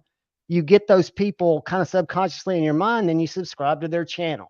Then you start getting populated with more like channels, and it just, the algorithm, because of the algorithm knows that we people who are watching Civivi Elementum, I searched that in YouTube, which is the second biggest search engine in the world, bigger than Yahoo and Bing combined. I put that in there. That algorithm then knows that I have some interest in knives. yep, It's just Tempo. like Amazon. We got a new viewer in the house. Shout out to Bees for sending them over. You probably ain't getting shit in the mail. I thought Taylor Martin was a purse company. I like the guy who said, I thought it was two guitars. I had a Taylor and a Martin in college. Taylor Martin likes expensive razor blades. Yeah, there's a lot of guys that like those YouTube because they're opening a lot of boxes. You know what I mean? I do the same thing, but I'd rather have a sheep's foot. That's why I'm a sheep's foot whore. I think functionally, that's my razor blade. I think my first, like, I got into them for the function first, and then now aesthetically a sheep's foot or a Warney just like does it for me. But it's because I opened so many boxes and I was cutting shipping labels, so I wanted that. It's literally why I designed this blade the way it is, to cut shipping labels. For sheer beer. But yeah, I think that's another point that Marine X was making about his little, what he called overpriced utility knives. But aren't those ones that he's also selling? Not that there's anything wrong with that, but maybe that was his point. The ones that he reviews are his products. I don't know, because I don't watch his channel. Nah. He was saying he doesn't use the shit he promotes. Which, you know, it's a balance of how much shit you have coming in. Like, I don't hard use anything I review. No, a lot of stuff you got to send back. You But can't hard use it. I just tell you, and then you know. Like, you know I didn't cut 10,000 feet of cardboard with it, you know? So now you know, and you can decide if you want to buy it off my recommendation or not.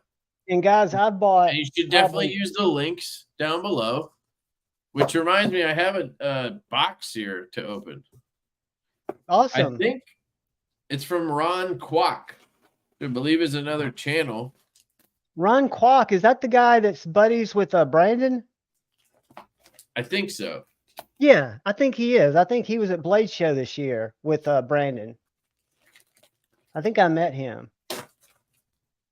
I think it's the new Knoll Knives. I didn't know the Raiden was a Knoll Knives until somebody showed it. I'll tell you who showed it. Using Red Wolf had a video day before yesterday. Who? An unboxing. Red Wolf EDC. Kyle Lampier. Oh yeah. Doing a unboxing of a Medford Marauder, Mini Marauder. He looked good. He looked healthy. Didn't seem angry. I like Kyle. He was one of the first people I live streamed on the first Knives Live at 4 o'clock in the morning. Me, him, Blades and Fades, and who's the guy from Hawaiian Knife and Gear? Andrew? Oh, here's the... Yeah, Hawaiian Knife and Gear. September 14th, there's a pre-order for whatever's in here. Cool. Let's see. Now that our pre-orders are out, I'm just kidding. Oh, it's that new one. Ooh. What's it called? The Raikou? Hold on, let's find out. Got a whole sheet here. Yep, Raikou, Raikou, which to me is a Voodoo blade on a Raiden handle. I was wondering what the blade looked like because the handle did look kind of Raiden-y. And the blade looks very voodoo-y. Does it have those Pre-order wing is set studs? for September 14th at 8 p.m. Date is subject to change. Updates will be shared. Benefit, the pre-order will be limited as the knives are currently in production. So he ordered them ahead of time. I was going to ask about that because I know he had like 1,000 Voodoo, so he could, it's good. He could afford to put it in production. The benefit of this is much shorter time to completion. Instead of the typical 8-month timeline, we were expecting a 5-month turnaround for the time of the pre-order. The pre-order will remain open for 2 weeks or until sold out. By pre-ordering a Raikou, you will be the first to reserve and receive our highly anticipated knife. Additionally, pre-ordering comes with a $20 pricing discount from MSRP to reward our loyal customers. So it's $310 for the Stonewash version. Dark What's the blade Stonewash. steel? M390? Probably. It doesn't even say. I think that's what the other one was, right? Wait. It does. S90. Oh. The Raikou is the 4th installment and newest folder in the NK lineup. Essence Raikou is a Wharncliffe version of the Raiden. However, it's more than just a blade swap. Raikou went through many notable revisions. The name came from Rei in Japanese, meaning lightning. It is the precursor to many pop culture characters like Raiden, the god of thunder and lightning. Raikou, also spelled Raiju, is the companion of Raiden, and the two are ultimately intertwined in one another. While Raiden is the god of thunder and lightning, Raikou is better known as the Thunder Beast, whose physical form usually takes on that of a fox cloaked in lightning. They are powerful, loyal, and intelligent creatures whose speed remains unseen and is often mistaken for lightning. Our new model encapsulates the soul and beauty of the Thunder Beast, and thus we named it Raikou. Damn, he's a fucking writer. Man, that's Chat GPT at its full force right there. 3.45 straight. Write me a knife review in Greek mythology. 3.45 straight Wharncliffe. S90B steel hardened at 60 to 61. Added a cutout to the blade for reverse flicks. Added a pronounced choil. Shifted the harpoon further towards the tip for comfort. I like that. Lowered the angle of the blade by 1 degree. Implemented a 3-piece pivot with tie heads and stainless steel barrel for strength. All new clip design. Flows with the handle. Deepened and added weight reduction. I'm guessing that's compared to the Raiden. There's some changes in here. So they're $310 for Stonewash-ish blade, and then $325 for belt satin, which is nice because it really bothered me on the Voodoo. He didn't do a belt satin. Now, which one's more resistant to rust in your mind? Hand satin would be the most rusty. Stonewash, I would think. Yeah, Stonewash, then hand satin, then belt satin. Because hand satin, you're polishing it, so you're any of those little what do they call them? Pores that you'd have get kind of brushed out, buffed out, polished out. They're made smaller. Where belt satin actually, I guess, would technically kind of open them up, and a Stonewash just fucking permeates, covers the whole thing. So none of those pores are showing. Speaking of pores and rust, did you see Zach's video today? Zach who? Zach stuff. No, I did not. What was it about? I want to share it in the chat, and you tell me, do you loan knives is the name of the video. How loan knives get returned. And I'm wondering who he loaned this knife to, but I'm going to put it in the chat because it's a good one. Oh, he got a knife back that was... Oh, dude. Yeah. Oh, dude. It was a first production Adamas. And he first thought he could just take it apart, and he had a sink full of Dove soap, and he was washing all the shit off the scales because the scales were smutsed up. You couldn't even open the knife.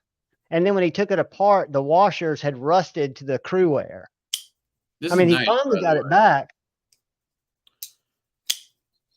Yeah, Very Ken detailed. Perfect. That video made me sick too. I wanted him to call out names, but you know he won't.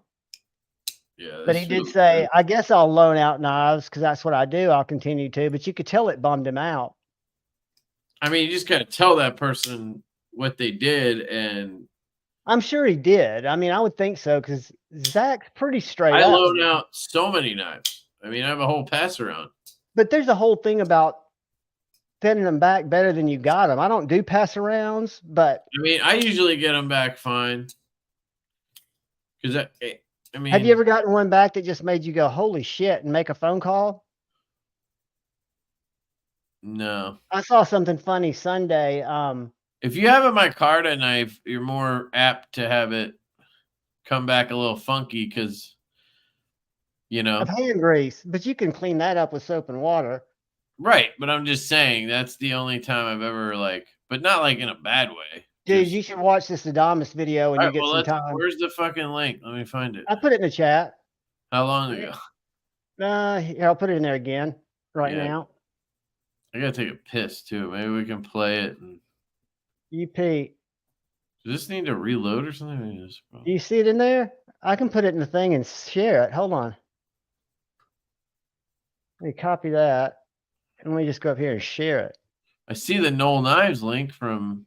Oh, Oh, here it is. is it in your chat maybe somehow? Yeah, I got it. Yeah, I'm just gonna play it and share it if you'll accept it. Oh yeah, sure, yeah, sure. And I'll go take a piss. Is it like super long? Well, we can just see the Here you go. And I thought you might have meant the other Zach in the wild because he had a video today about knife steel. That's why I thought you were going with that. That's why I said which Zach or who. You just gotta pull it up out of the lobby. I think the sound should work. It's sitting in the lobby. That's awesome, Alien. Appreciate you coming by. Appreciate Jim. It's my boy. One. All right, sir. And maybe use some nice Dawn liquid soap, some hot water. Scrub this one down. See if we can't bring some life back into it. But get a really good close-up look on your blade. That's coated. And get some of those marks off. Yeah, but look at this. It's not rust. A little refresh time. Yeah, but there's stuff. Wait till he gets it apart. What did it look like so when we always don't know what was you done can fast to your forward a little knife, bit how it because was this doesn't get the treated. shit off. We got the knife right here. We're gonna maybe just do a little dunky dunk. This is G10, so it's gonna put up with being submerged. So is all the steels, all that good stuff, and that Cruer coating on there, or Cruer with the blade coating. I bet it went So we're cold. gonna get that going, but we're gonna do a little scrubby first. So I've employed a little tool that I found. Don't tell Mrs. Zach. She doesn't know we're using it. I'm gonna hit the bathroom. Some of our favorite dish soap in here. We're gonna do some dunking. We're gonna do some cleaning. We're gonna see how this turns out. So hopefully we can get a little bit of gunk off of there. Kind of see if any of this is gonna work. It looks like we're getting a little bit of play to get that Benchmade logo. And let's see if you can hear it. Kind of barely clicks into place. So definitely going to need to tear it open and see what's going on. This is where it gets bad. Stay tuned. Let's check it out. Okay, we are back at the workbench. Let's take a look at the knife a little bit closer. We got it cleaned up really well. We do have some markings right where you drop it there. Just kidding. Kind of on the liners. So we'll see if we can clean those up. We got some alcohol. We also got some EDCI formula for some knife care stuff. We're going to open this up. You can get a good look at the blade right here. We do have some marking on the edges, of course, where that steel was exposed, which is fine. You can clean that up with a little ceramic rod, a couple passes on the strop. We'll take a little bit of the isopropyl and we'll put it on there. And anything we're taking off like that we couldn't get in the wash, we'll go ahead and just do a quick little wipe down. So we'll do that on the base of the pocket clip. And you see a little bit of color coming off a little bit, which is good. We'll get whatever that nastiness is off. Put a little bit more onto the blade as well. since we have a good grip in the handle, we'll just do that right now. And You obviously, want to be skip to careful where he around takes it here. apart or whatever? Have your Well, I'm finger just cut going to kit get to where handy, he gets etc. the liners where I was trying to But do. if you don't feel comfortable, just tape it off. Some painters Here you go. and other stuff. A lot of people don't know Oh, this, but the fuck. best way to make money on YouTube in 2023 is not Going on where moisture was just resting against this liner on the Look at the inside, blade. because you can see there's Is your it barrel rusted? spacers. Yeah. So we'll take those off. All right. Jesus Christ. Who the fuck had that knife? That is brutal. Anybody here want to fess up? Yeah, fess up. I mean, you Look at just the need to blade. know that you fucked up. I mean, now the reason I asked if it was coated is I could see where somebody sent it and somehow it got into humidity or something and it rusted on the way back. Like, and that Right. might not be somebody's fault, really. But all that mud on the blade. yeah, the shit on the blade just shows you this person had no care for somebody else's property and then sent it back. Like that. Yeah. I mean, that's So the we whole should thing. search.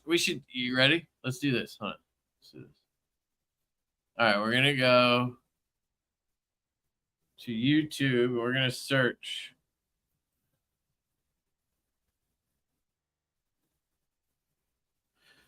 Benchmade Adamas. And can we search by recently uploaded? Oh, look at you being a sleuth. Who's this?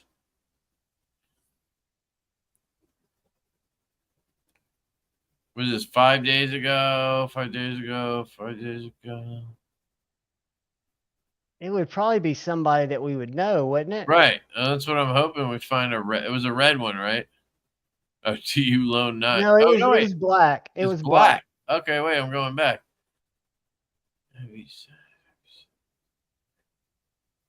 Who's this? Heavy Set Tactical? And it was a first production on the blade.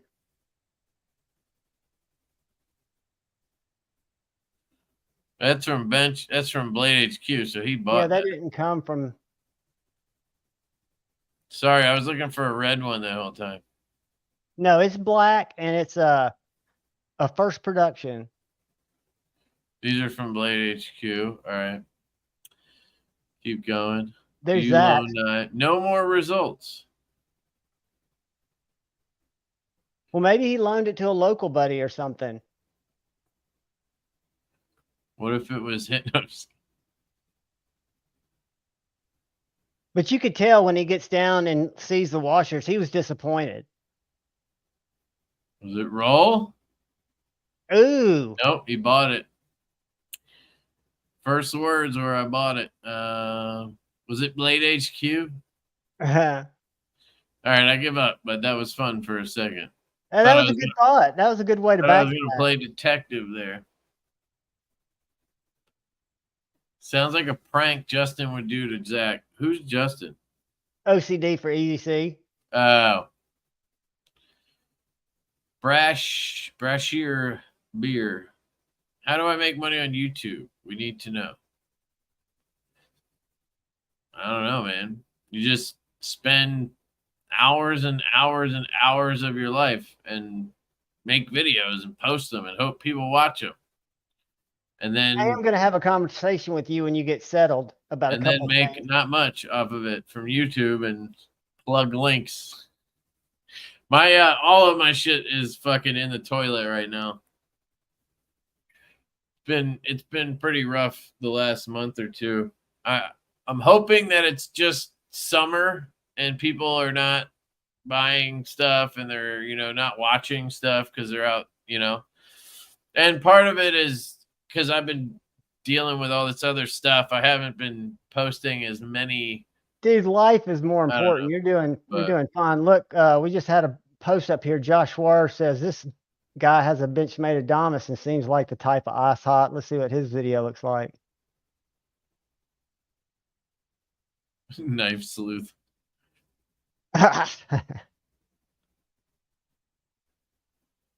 That's funny. That's your video. What?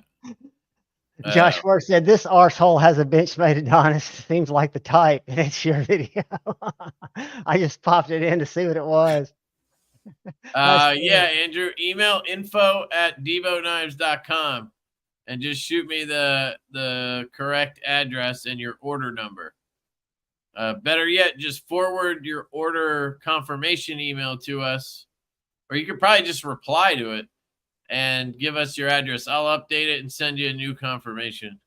I was surprised at the amount of things I had to do today because whenever we do a pre-order or a drop, I always have to be by a computer because you're going to have people who order 2 or whatever. But there was probably like 5 things, maybe 5 to 10 things. I had to like change a couple addresses. One guy ordered twice because the Sezzle didn't work the first time. A couple of people couldn't use Sezzle because shop pay sucks. But it was pretty smooth. What were you going to say? I was going to say my Jurassic, I took the tri-way apart and put phosphorus bronze washers in it. And I'm kind of digging it.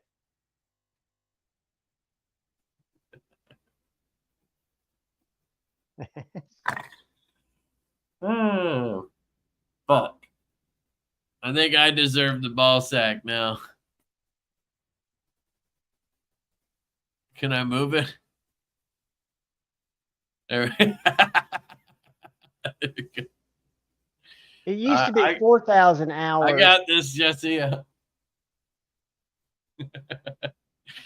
Oh, shit. But I think they lowered that. It used to be 4,000 hours and 1,000 subscribers. What? To get monetized. Well, he wasn't really asking that. Well, somebody else did under that. Said, I think it was, somebody said, I think you have to have 1,000 hours uploaded to monetize your channel. Yeah, you have to have, it's 4,000 hours watch time and 1,000 subscribers. I heard they're changing it to 10,000 subs, but I'm not sure. I don't think they did, but I heard that. But a lot of people reach 1,000 and then they don't have the watch hours. Because now you can get tons of subs by just doing shorts, which does not give you any watch hours. No, and shorts will build your subs, though, in a big way. Yeah, but it's kind of like, to me, it's almost empty. Because they're not really like, you don't see those subs translate. No. Well, you never know. You know, you never know who becomes somebody who's in the chats, really, because how they describe you. What I noticed early on, and I still notice, I have maybe 3% of the people that watch my content are subscribers. Most of the people, like 7 lines up. Huh? Yes, a very small percentage. I'll show you. It must be because you have a lot of shorts. Oh, dude, remember my channel was just shorts. I put my first long form content, but only had 600 usually subs. It's like 40 to 50%. It is uniques. Let's see. I had to, man. Gotta own up. Gotta own up sometimes, man. To me, again, I don't read numbers good, but when I look at this, it tells me all my videos are being viewed by people who are not subscribed to my channel. Tell me if I'm reading it wrong. What? Tell me if I'm reading that wrong. New viewers, 3,493. Returning viewers, 608 in the last 28 days. Doesn't that mean that most of the people that are watching my videos aren't subscribed? Yeah, no, there's an actual stat for this. Scroll down or something. Keep going. Keep going. There, go back up. What's that one? Subscribers have turned on all notifications. Subscribers turn. Keep going. Wait, did you? Oh, here we go. Watch time. There you go. Yeah, there you go. That's why I was saying it's usually 40 to 50. I got you. I got you. I wasn't reading it right. See, and I'm an analytics guy, but I spend most of my time in Google Analytics. Yeah, that makes my head hurt. I should show you mine, man. Mine are fucking. Do you ever go to that Social Blade site? What? Social Blade. It's a site that I use in my job to check people's social media. Check this out.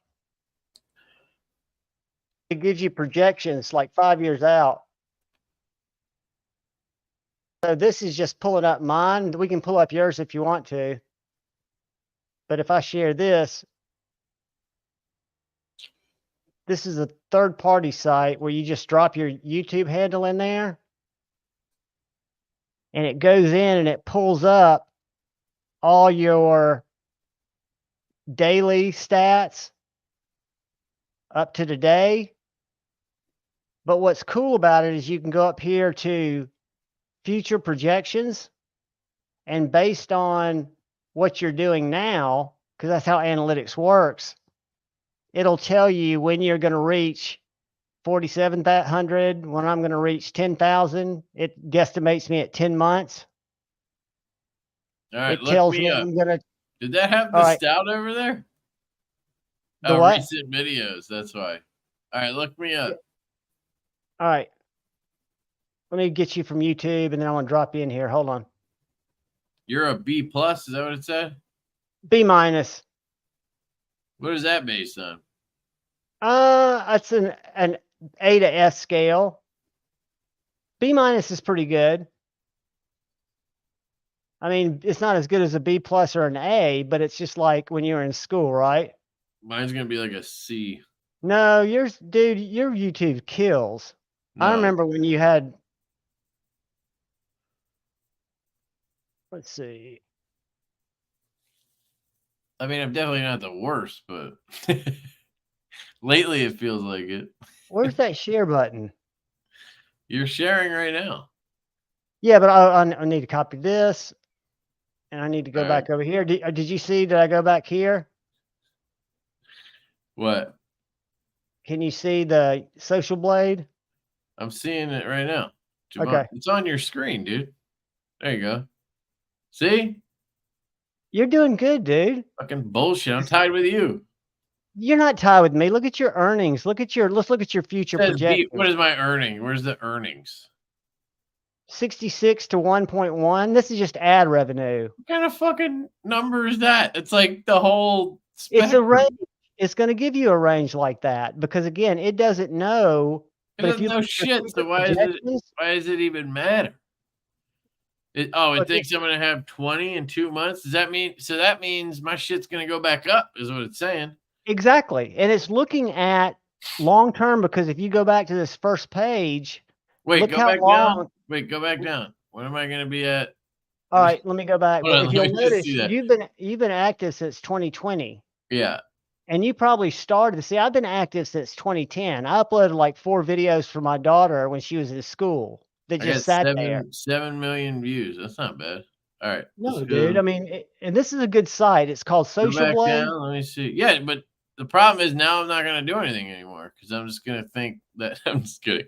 Keep going. When do I get to 100? Oh, damn it! I never get to 100. Yes, you do. Well, let's see. 5 years? All right. Well, those projections will all change in the next year. Exactly, because if you can look at subscriber milestones, you can look at detailed statistics are pretty cool because it shows you where your traffic's coming from. It shows you your daily Wow. views. The 20K in Look, 2 months Wednesday is on kinda- 7/19, you picked up 100 subs. That's kind of funny. 7/24, you picked up 100 subs. Are you buying subs? That must be when I do live streams or when. Saturday. And Sunday No, you that's picked a up 100. Monday. The Monday. Wait, what? Or maybe it's just culminating them. Yeah. Oh, it's just telling you when you've hit 100 more. So every Yeah. 100 it tells you. That That's must be it. And Yeah, I it'll wouldn't show even- you I wouldn't similar. even It'll know show you where to- similar channels. I Check wouldn't this even know out. where to buy them. And if I did, I'd actually buy some because I'm not getting any right now. Check this out. You won't recognize any of these channels, but these are channels that grade out similar to yours. Ow. So Are that's any a of them good ones? that's a wasted metric. But user videos is pretty cool. And then you've got a live subscriber count. So this shows your views. Like if you want to look at your 50 most views videos, your 50 latest, your 50 most relevant, 50 highest rated. You guys need Let's to get comment more. That's what I'm getting from that. Leatherman Crunch. Yeah, dude, I have like 3 or 4 shorts that are just bananas. The 1.2 million views. Fucking Dude. stupidest video. But still, you never know what resonates with people. And they say, if you ever read that creator stuff, Yeah. if you go in there and you look at what people are watching and kind of do some of your content around that, Yeah, it but makes you a wanna- huge difference. You know what the problem is with that? The stuff that people are watching that would get me views and subs does nothing for me. It doesn't make Correct. me feel happy. It doesn't make me want to do it. So I don't. Like, it's just not And worth there's it. no need because you're not doing it for that reason. That's Right. what's fun about doing it. I think the way that we do it is it's kind of a hobby. It's kind of, for me, I started a channel to learn how to read YouTube analytics, and I still I mean, can't I read did it because I love knives and I just wanted to talk, you know. And now for sure, I care. You know what I mean? Like, I want to make money, but like, it's still a passion. It's not a job. Well, Like, look at the doors that's open for you that might not have been open had you not been so involved in it through your channel. You might not be designing knives right now. yeah, I get in a tricky place sometimes. I feel like because of the things I do. Like, I'm on like some weird spectrums when it comes to it, because I get a lot of knives in for review, but then I also have knives made and sell them. And then, but the thing is, for me, it's easy to separate those two things. Like, somebody earlier asked about the GOM and the buzz. I can give you an honest answer on that, and I'm not biased towards my own stuff. Because you're authentic. I mean, it comes across in your hate. I can tell that I'm going to love a knife because of how much you hate it. You can't hide your emotions, which makes you authentic reviewer. So you can keep your feet on both sides of the fence because it doesn't seem like a conflict of interest. Therapists. Well, that's great. I'm actually digging this a lot more than I expected. I thought that it was a cool concept, and I wasn't really into the Raiden originally. And it is a frame lock, and that kind of, you know, for me as a lefty doesn't work, but this knife is really well made. It's good. Solid. I mean, a Raiden with a sheep's foot is pretty good. Somebody was asking, are those Best Tech or Riot's? Riot. Riot did the voodoo? Yep, Riot has done all of his knives. Riot. Somebody told me that Monterey Bay said who their maker was. It's a small little shop somewhere over in. They use all different OEMs, I'm pretty sure. I'm trying to think where I heard that. I heard it like a couple of days ago. But It might have been for a specific knife he told you, but I'm pretty sure they have stuff made by all different OEMs.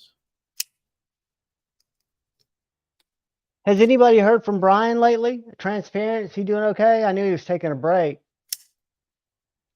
But you were holding out the Stout V2? What do you mean? When I said I actually like it? Didn't think I'd like it or something? Love this one. I might have exaggerated the CDC live count. What do you mean? What were you saying? Oh, yeah, they wanted us to look them up. Oh, I'm sorry, here. I'm That back. won't take but a second. Did That Lefty won't take but a reveal his second. OEM? The sneaky guy. Yeah, you guys should know who our OEMs are. It's on the website. This one's Best Tech. I need that V2 in two-tone. Well, hell, man, go order one. Go order one. You get $50 off. Actually, if you use Lefty EDC, you get $60 off. You're welcome. No, I appreciate all of you for ordering. By the way, I am stoked on this laid back jack. This thing is fucking amazing. I was not the biggest fan of the original one, but this one makes me so excited. It's kind of got me thinking I might want another one because that's. Yeah. And Troy said he made a slip for me, something a little different, he said, which is interesting to think about. I wonder what he did. That sly devil. He's so talented. Yeah. Hopefully it's something he can repeat so other people can get it. Crispy's not doing bad. Where can You I wanna buy ship- like 5 clips? The ones that fit the stout. Yeah, we might order some extras, but I was saying this on the other live. I really don't want to take business away from like Lynch and Rip's Garage Tech. Those are US companies literally sustaining themselves off making clips for knives. I don't know. It's same thing with the scales. I'd rather let somebody else make that money. Is that what Crispy 802, wanted to see? what's The that? live count? Oh, what's their rating? C plus. But their live You count, losers. If their you guys live stopped count is fucking probably carrying delayed. lanyards, you'd probably get a B minus like us. It's probably delayed by a day. No, 812. It is live. Well, it's delayed, so they would be at C minus if it was up to date. Dude, they only have 165 uploads. They're killing it. Yeah, no, they're great. I love those guys. They're to me, they're a breath of fresh air in the community, I think. Fun guys. Yeah, but they're serious guys in the sense that, I mean, they're law enforcement, you know what I mean? But then but they have fun. They've got yeah, personality. but they have a sense of humor. They have fun. I love the camaraderie. And then I just love the silly concepts and everything. We're working on a collab patch. It may or may not be lanyard related. But yeah, those guys Hey, I are think there's awesome. a place for lanyards on slip joints and on fixed blades, but I just haven't found the right one yet. I think having a small leather lanyard on a knife like that, slip joint, would just make it easier if it dangled just barely out of your slip. Can't do it. I did it for a long time when I first got into knives. I put lanyards on everything, and then I went through this week where I cut them all off. Huh? What's that? Dude, this is the best deal. Fucking Tucson. I can't Tucson M390 titanium, $88. Probably heavy though. It's not. It's milled Nope. out. There's a reason it sucks. Trust me. I'll figure it out. Send me it. I'm going to send it to you. Let me show you another one that I'm going to send you that you won't like the look of. We had to pay we had to pay Zach $100 today because you mean Taylor Martin? The devil of the EDC community? The poison snake? You missed that part, I think, Luke or Drew. Yeah, that's awesome.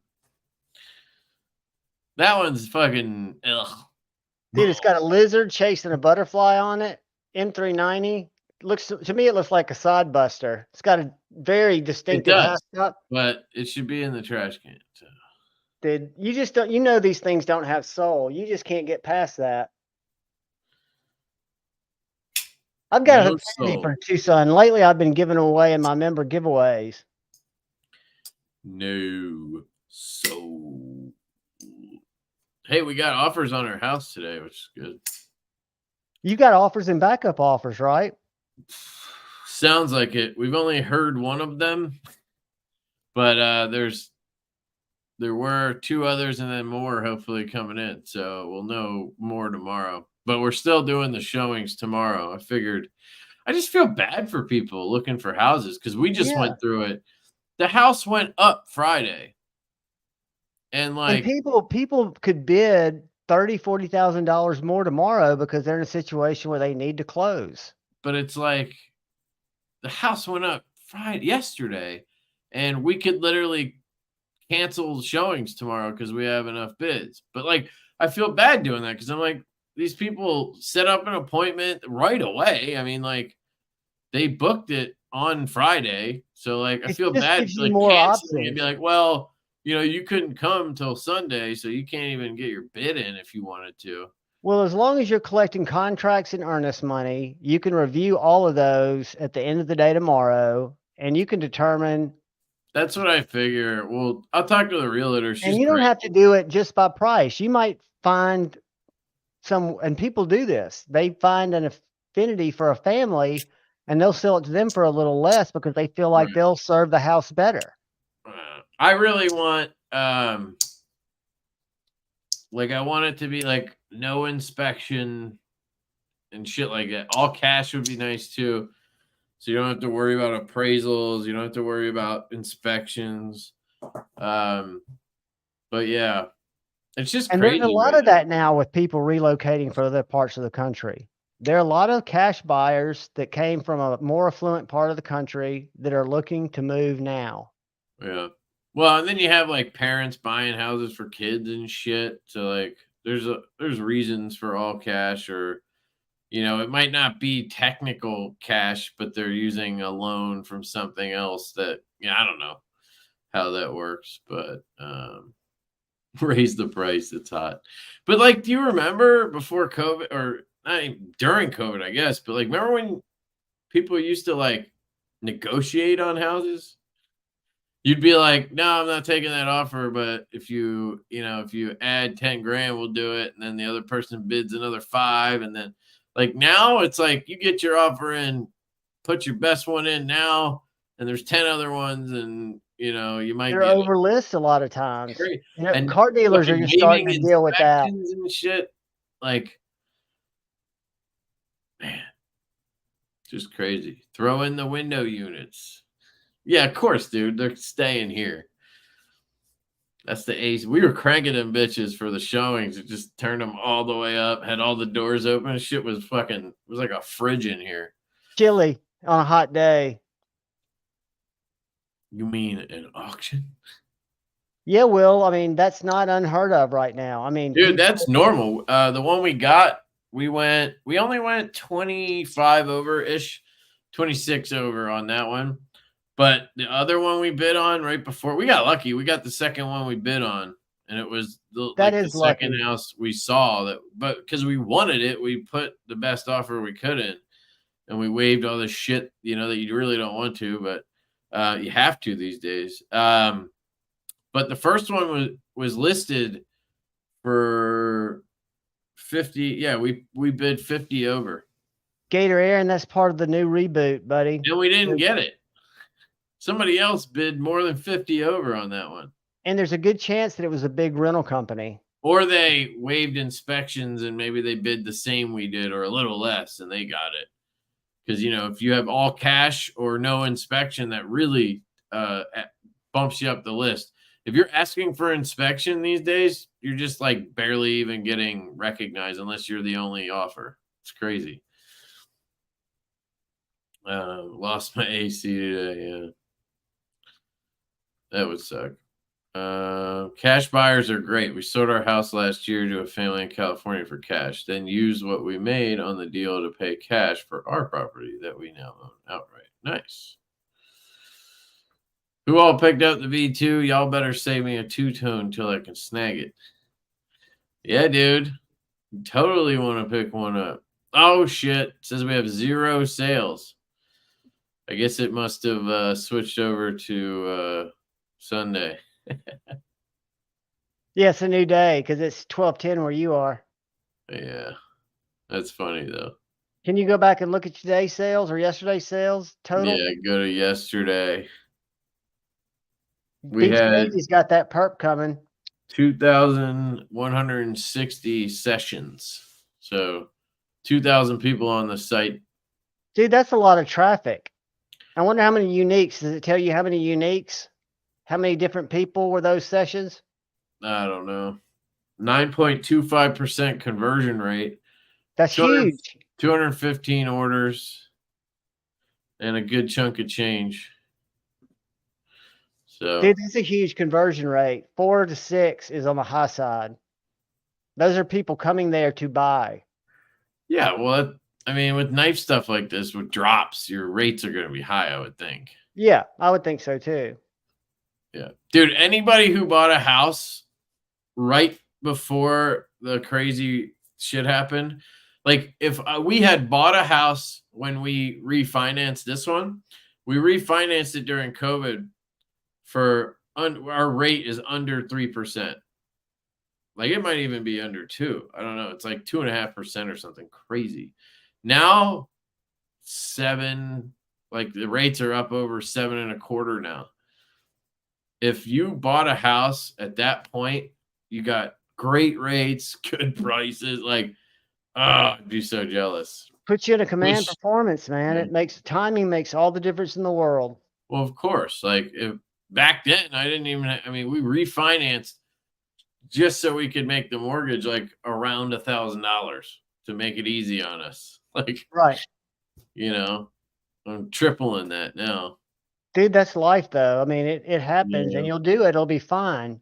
Just keep your Hopefully. marriage healthy. Don't worry about it because it's like, Yeah, sure you do. And that's part of the hustle that we put in every day. A lot of it's unfortunately motivated by fear. Although I think if I won a lottery, I'd still want to work and do stuff because my brain works that way. But it'd be a lot less stressful, right? And try to avoid the divorce, dude, because that'll put a hole in your ass bigger than a black widow or a brown recluse bite. Dude, I'm not getting divorced. Keep communicating. Yeah, that's why I know that. Because we just have this, we just tell each other everything. That's the way it should stay. Yeah. Because at the end of the day, when y'all are old and you got grandkids, it's going to be those conversations and that friendship that keeps y'all together and happy. Thanks, Russ. Appreciate you, man. Appreciate all of you very much. All right. Hey, Tom, I haven't talked to Mr. Panda since he's gone over to his apartment. I talked to Grumpy on a chat last night. They seem to be doing well. I don't think they've killed each other yet. Yeah, I'm sure they're having a. Isn't it Dopey? It's Dopey and Vince, Simplify EDC guy, and Grateful Panic. Okay, not Grumpy. Not Grumpy. I was wrong. Grumpy, I got You Grumpy. just and said Dopey Grumpy, confused. though. I meant Dopey. Dopey. That's what I'm saying. All right. Vince. It was our little tribe at Blade Show. Those were our roomies at Blade Show. The new apartment is cool so far. Are you there, Drew?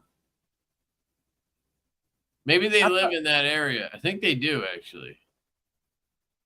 In the Huntsville area? No. I saw a picture with them and somebody the other day. Who was it? They went and visited somebody. Swear I remember that. And I think it was in North Carolina. No, where are you? Alabama? I'm in Alabama. Yeah, I'm in North Alabama, in Huntsville. It's different than the rest of Alabama, believe me. Luke sucks is Dopey. Oh, shit. I thought it was Drew. Why? I just assumed it was Drew. So that is Dopey. I missed what Dopey said earlier because the new apartment's cool. Sorry, dude. It is cool. It looked cool last night when I watched you eat your hot I know, shit. Hellcat. That's why he said Grumpy, and I was like, what? They're both I know, I fucking get it dwarfs. They're both dwarfs from Snow How am I White. supposed to know? Your fucking name doesn't say Dopey. Now it says Luke sucks. And that's who they were with. I think they were with Dopey, maybe. I could be wrong. Dopey's back. Dopey's What the back. fuck? How many accounts you have, dude? All right. Well, if you win the giveaway, you're not getting it. I'm just kidding. All right, let's do the giveaway for the MASH. In case anybody missed it, we have a MASH V1 in reverse tux. Banging knife. Right here. Snappy ass detent. Hey, Dopey, has Grateful Panic started his new endeavor yet? You mean job? Hey, at the same place, different people. He's working for a pretty cool distiller there. Yeah, wasn't he like a bouncer or some shit? No, he was a kind of a,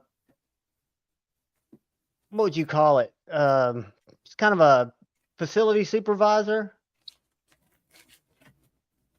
Okay. And then that was for the actual venue. And one of the businesses in the venue is a distillery. And they hired him to work the distillery. Is that a good thing or a bad thing? I think it's a good thing, but Dopey won't answer me if he started yet. Dopey probably doesn't know. Because it's at the same place.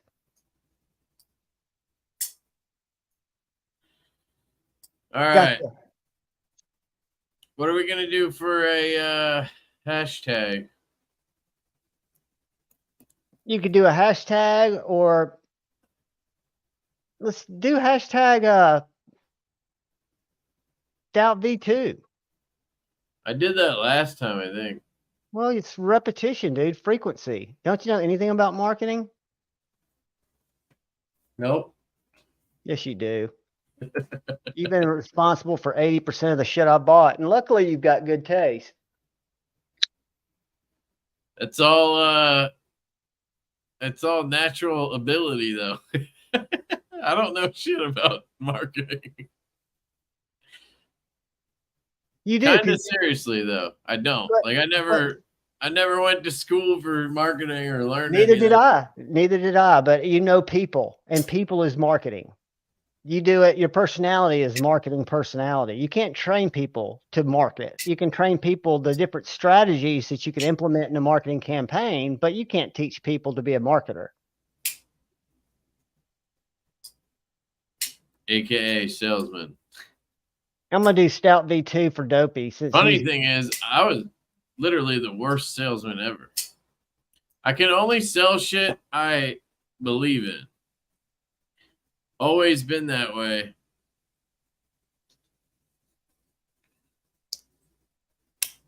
I'm the same way. I mean, the only thing I sold Hondas when I first got out of school, and I liked Hondas. I drove one at the time. And then I got into real estate, and I liked houses, so I could sell those. And then I got into home building. That was kind of a pain in the ass. Just done all kinds of shit.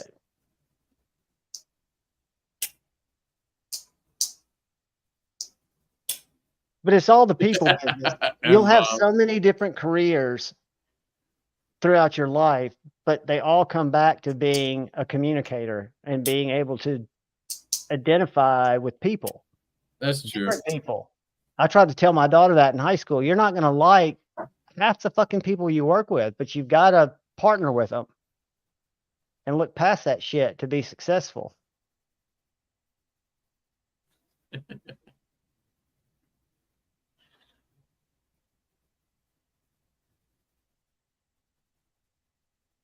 Yeah. I had a job out of college selling windows and doors. It was the worst fucking job ever. Those are hard. I sucked at it because I did not like the people who were good at it were con artists. Like they would come up with these stories that were fucking terrible to tell people. Yeah, and you don't, but you could sleep good at night. I'd rather be a shitty salesperson than go out and those people that are successful selling stuff like that don't have a conscience. Right. All right, guys, I'm gonna hit it. Good luck, everybody.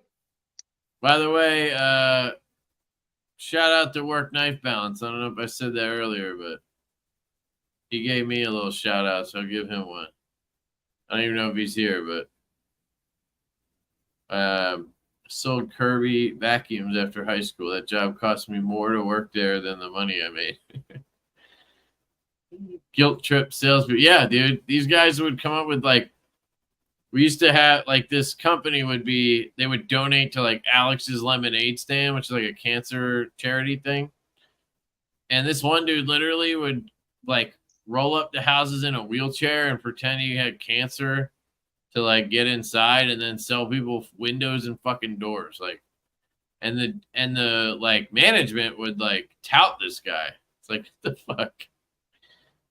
There's some sleazeballs out there, guys, but you don't have to be a sleazeball to be successful because everything that's bought is sold, from knives to, I wouldn't want to sell insurance, but people are real successful that do it.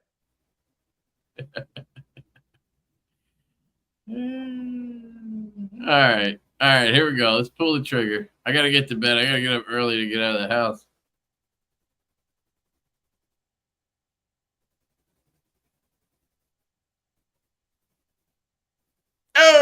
Paper Tiger. Paper Tiger with the win. Congratulations. I wish I had 120 of these guys and I can give you all one, but I don't. So the one will have to do, but there will be another giveaway next week. And hopefully things will start settling down a little bit because we don't have settlement till September 13th. Paper Tiger, I'm putting my email in the chat. You can just email me your address. I'll get this out to you probably Monday. Shout out to you, dude. Congrats. But yeah, we don't have settlement till September 13th. So I'm probably just going to pull some of my shit back out of the boxes, and I'll set my lights up again so I can make videos like normal for a little while. Let me know if I can help you, dude, and just keep your head on and do you. And congratulations on a killer first day.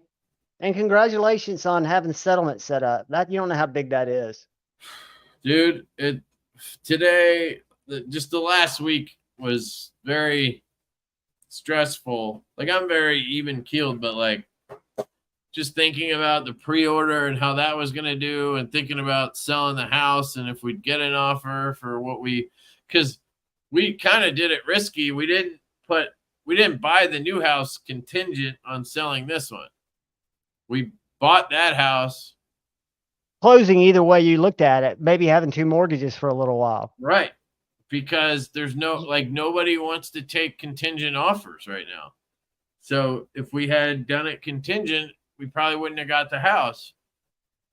And then we based the amount that we could buy at on what we would get for this. And that was all based on speculation.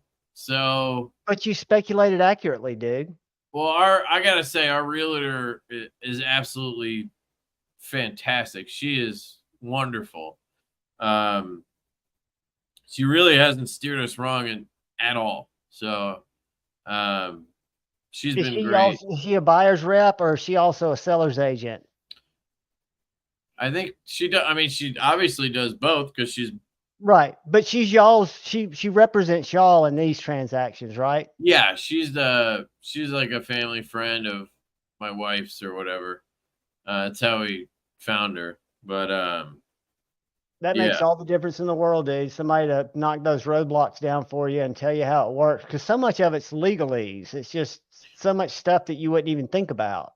I mean, it really is. It's just like anything, though. I mean, you think about, like, if you have your, plumber or electrician, or like having somebody that you know in some way or gets recommended by somebody you trust, it just really makes the world of difference compared to just calling somebody out of the phone book, because you'll get screwed, That's the difference in having tradesmen and strategic partners, and give them Christmas presents and treat them like, the team that's going to help you keep your shit running. Right. Yeah. All right. I love y'all. Sleep. And, have a good night, Kev. Yeah. Appreciate you, Javon, as always. Appreciate you, buddy. I enjoy it. Thank you. And love you guys. Thank you all for coming out. Thanks for the support on the, as I hold up the Sweeney, on the Stout V2. They're still up if you want one. If you didn't get one, you have issues or whatever, hit me up. I got your back. Looks like Zach showed up. Later, dude. We watched your video earlier. Sorry about your knife. We want to know who did the damage. Zach, I watched that today and it made my stomach hurt. So we talked about it tonight to see if anybody's had similar problems. Yeah. Oh, man, that's some rough. People just don't treat our shit like we treat our shit. Let me know when you find out, Javon. Or DM me, Zach. I want to know. I got to stay away from whoever it was. All right. I love you guys. Love you guys. Night.